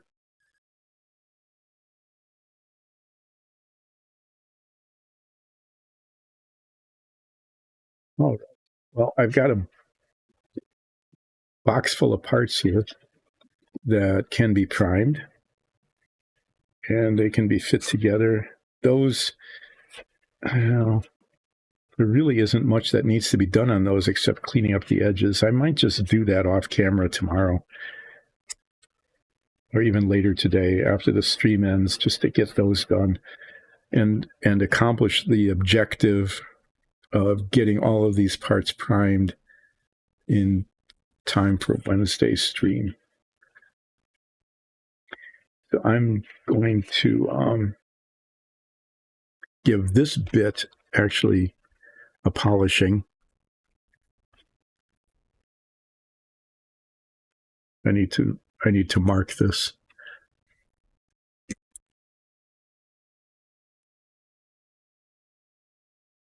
The grit number got cut off.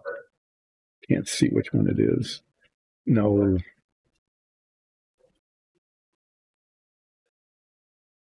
I don't know which one this is now. Messed up. No, I know this is 2000. Guess it doesn't matter. I'm just going to do a little bit of polishing on this section here, and then I'm going to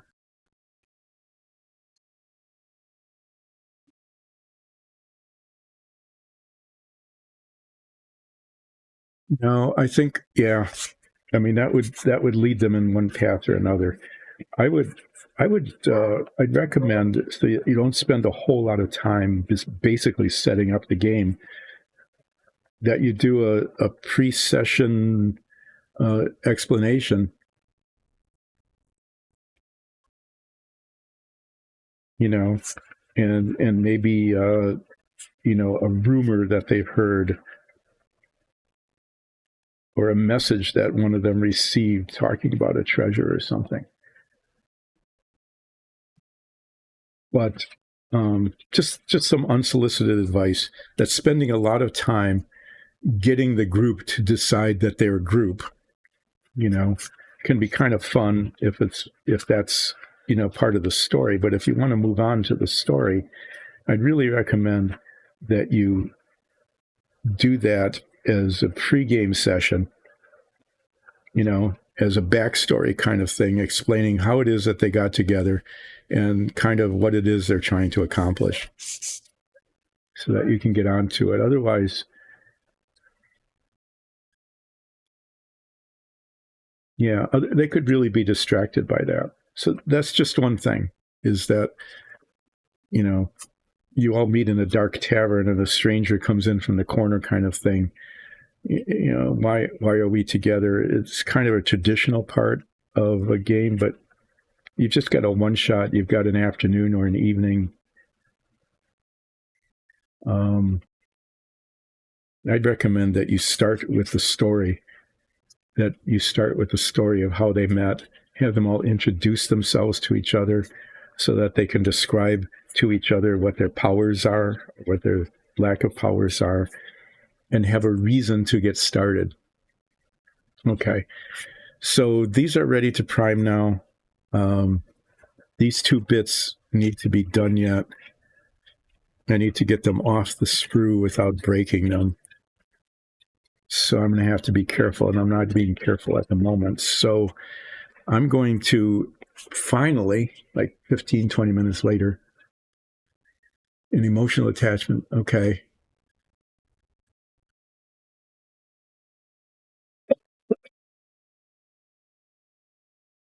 You can do that as a DM.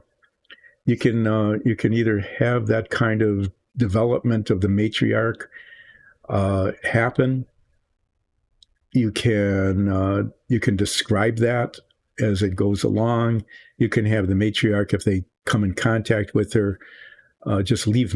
She can leave messages laying around, like a diary or something. Okay, if you want to do that, you could even have them like find a diary or some letters or something of that sort that would that you they would find, and you would read to them what it said, and it could describe that kind of this that kind of character development. In fact, since she's going mad, might even know that the madness was going on. So, like letters or diary, just to repeat that again, that they find maybe in more than one place or just in one place, depending on how much time you want to take doing this, might be one way of having that kind of information be conveyed to your characters.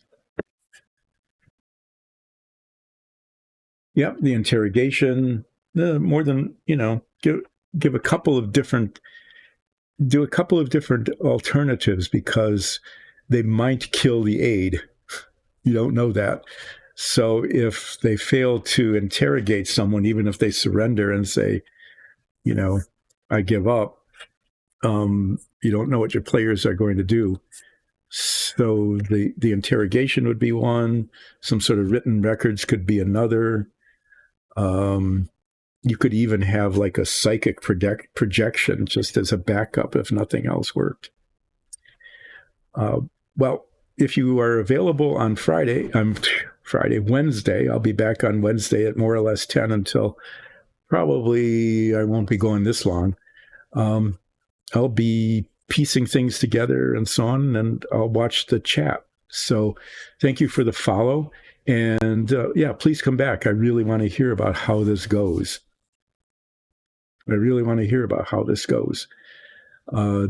It sounds like a really fun session. So thanks for chatting. And I hope this was helpful to you and to the people who are watching this. If they can see the chat on the stream, so they know what we're talking about. And if they have some advice, maybe they can pass it on through social media as well. Yeah, options 1, 2, 3, and 4, because you never know what your players are going to do. They can miss the most obvious clues, and sometimes they get into the most obscure rabbit holes of just digression. So yeah. Anyway, hope to see you again on Wednesday, or maybe even on Friday.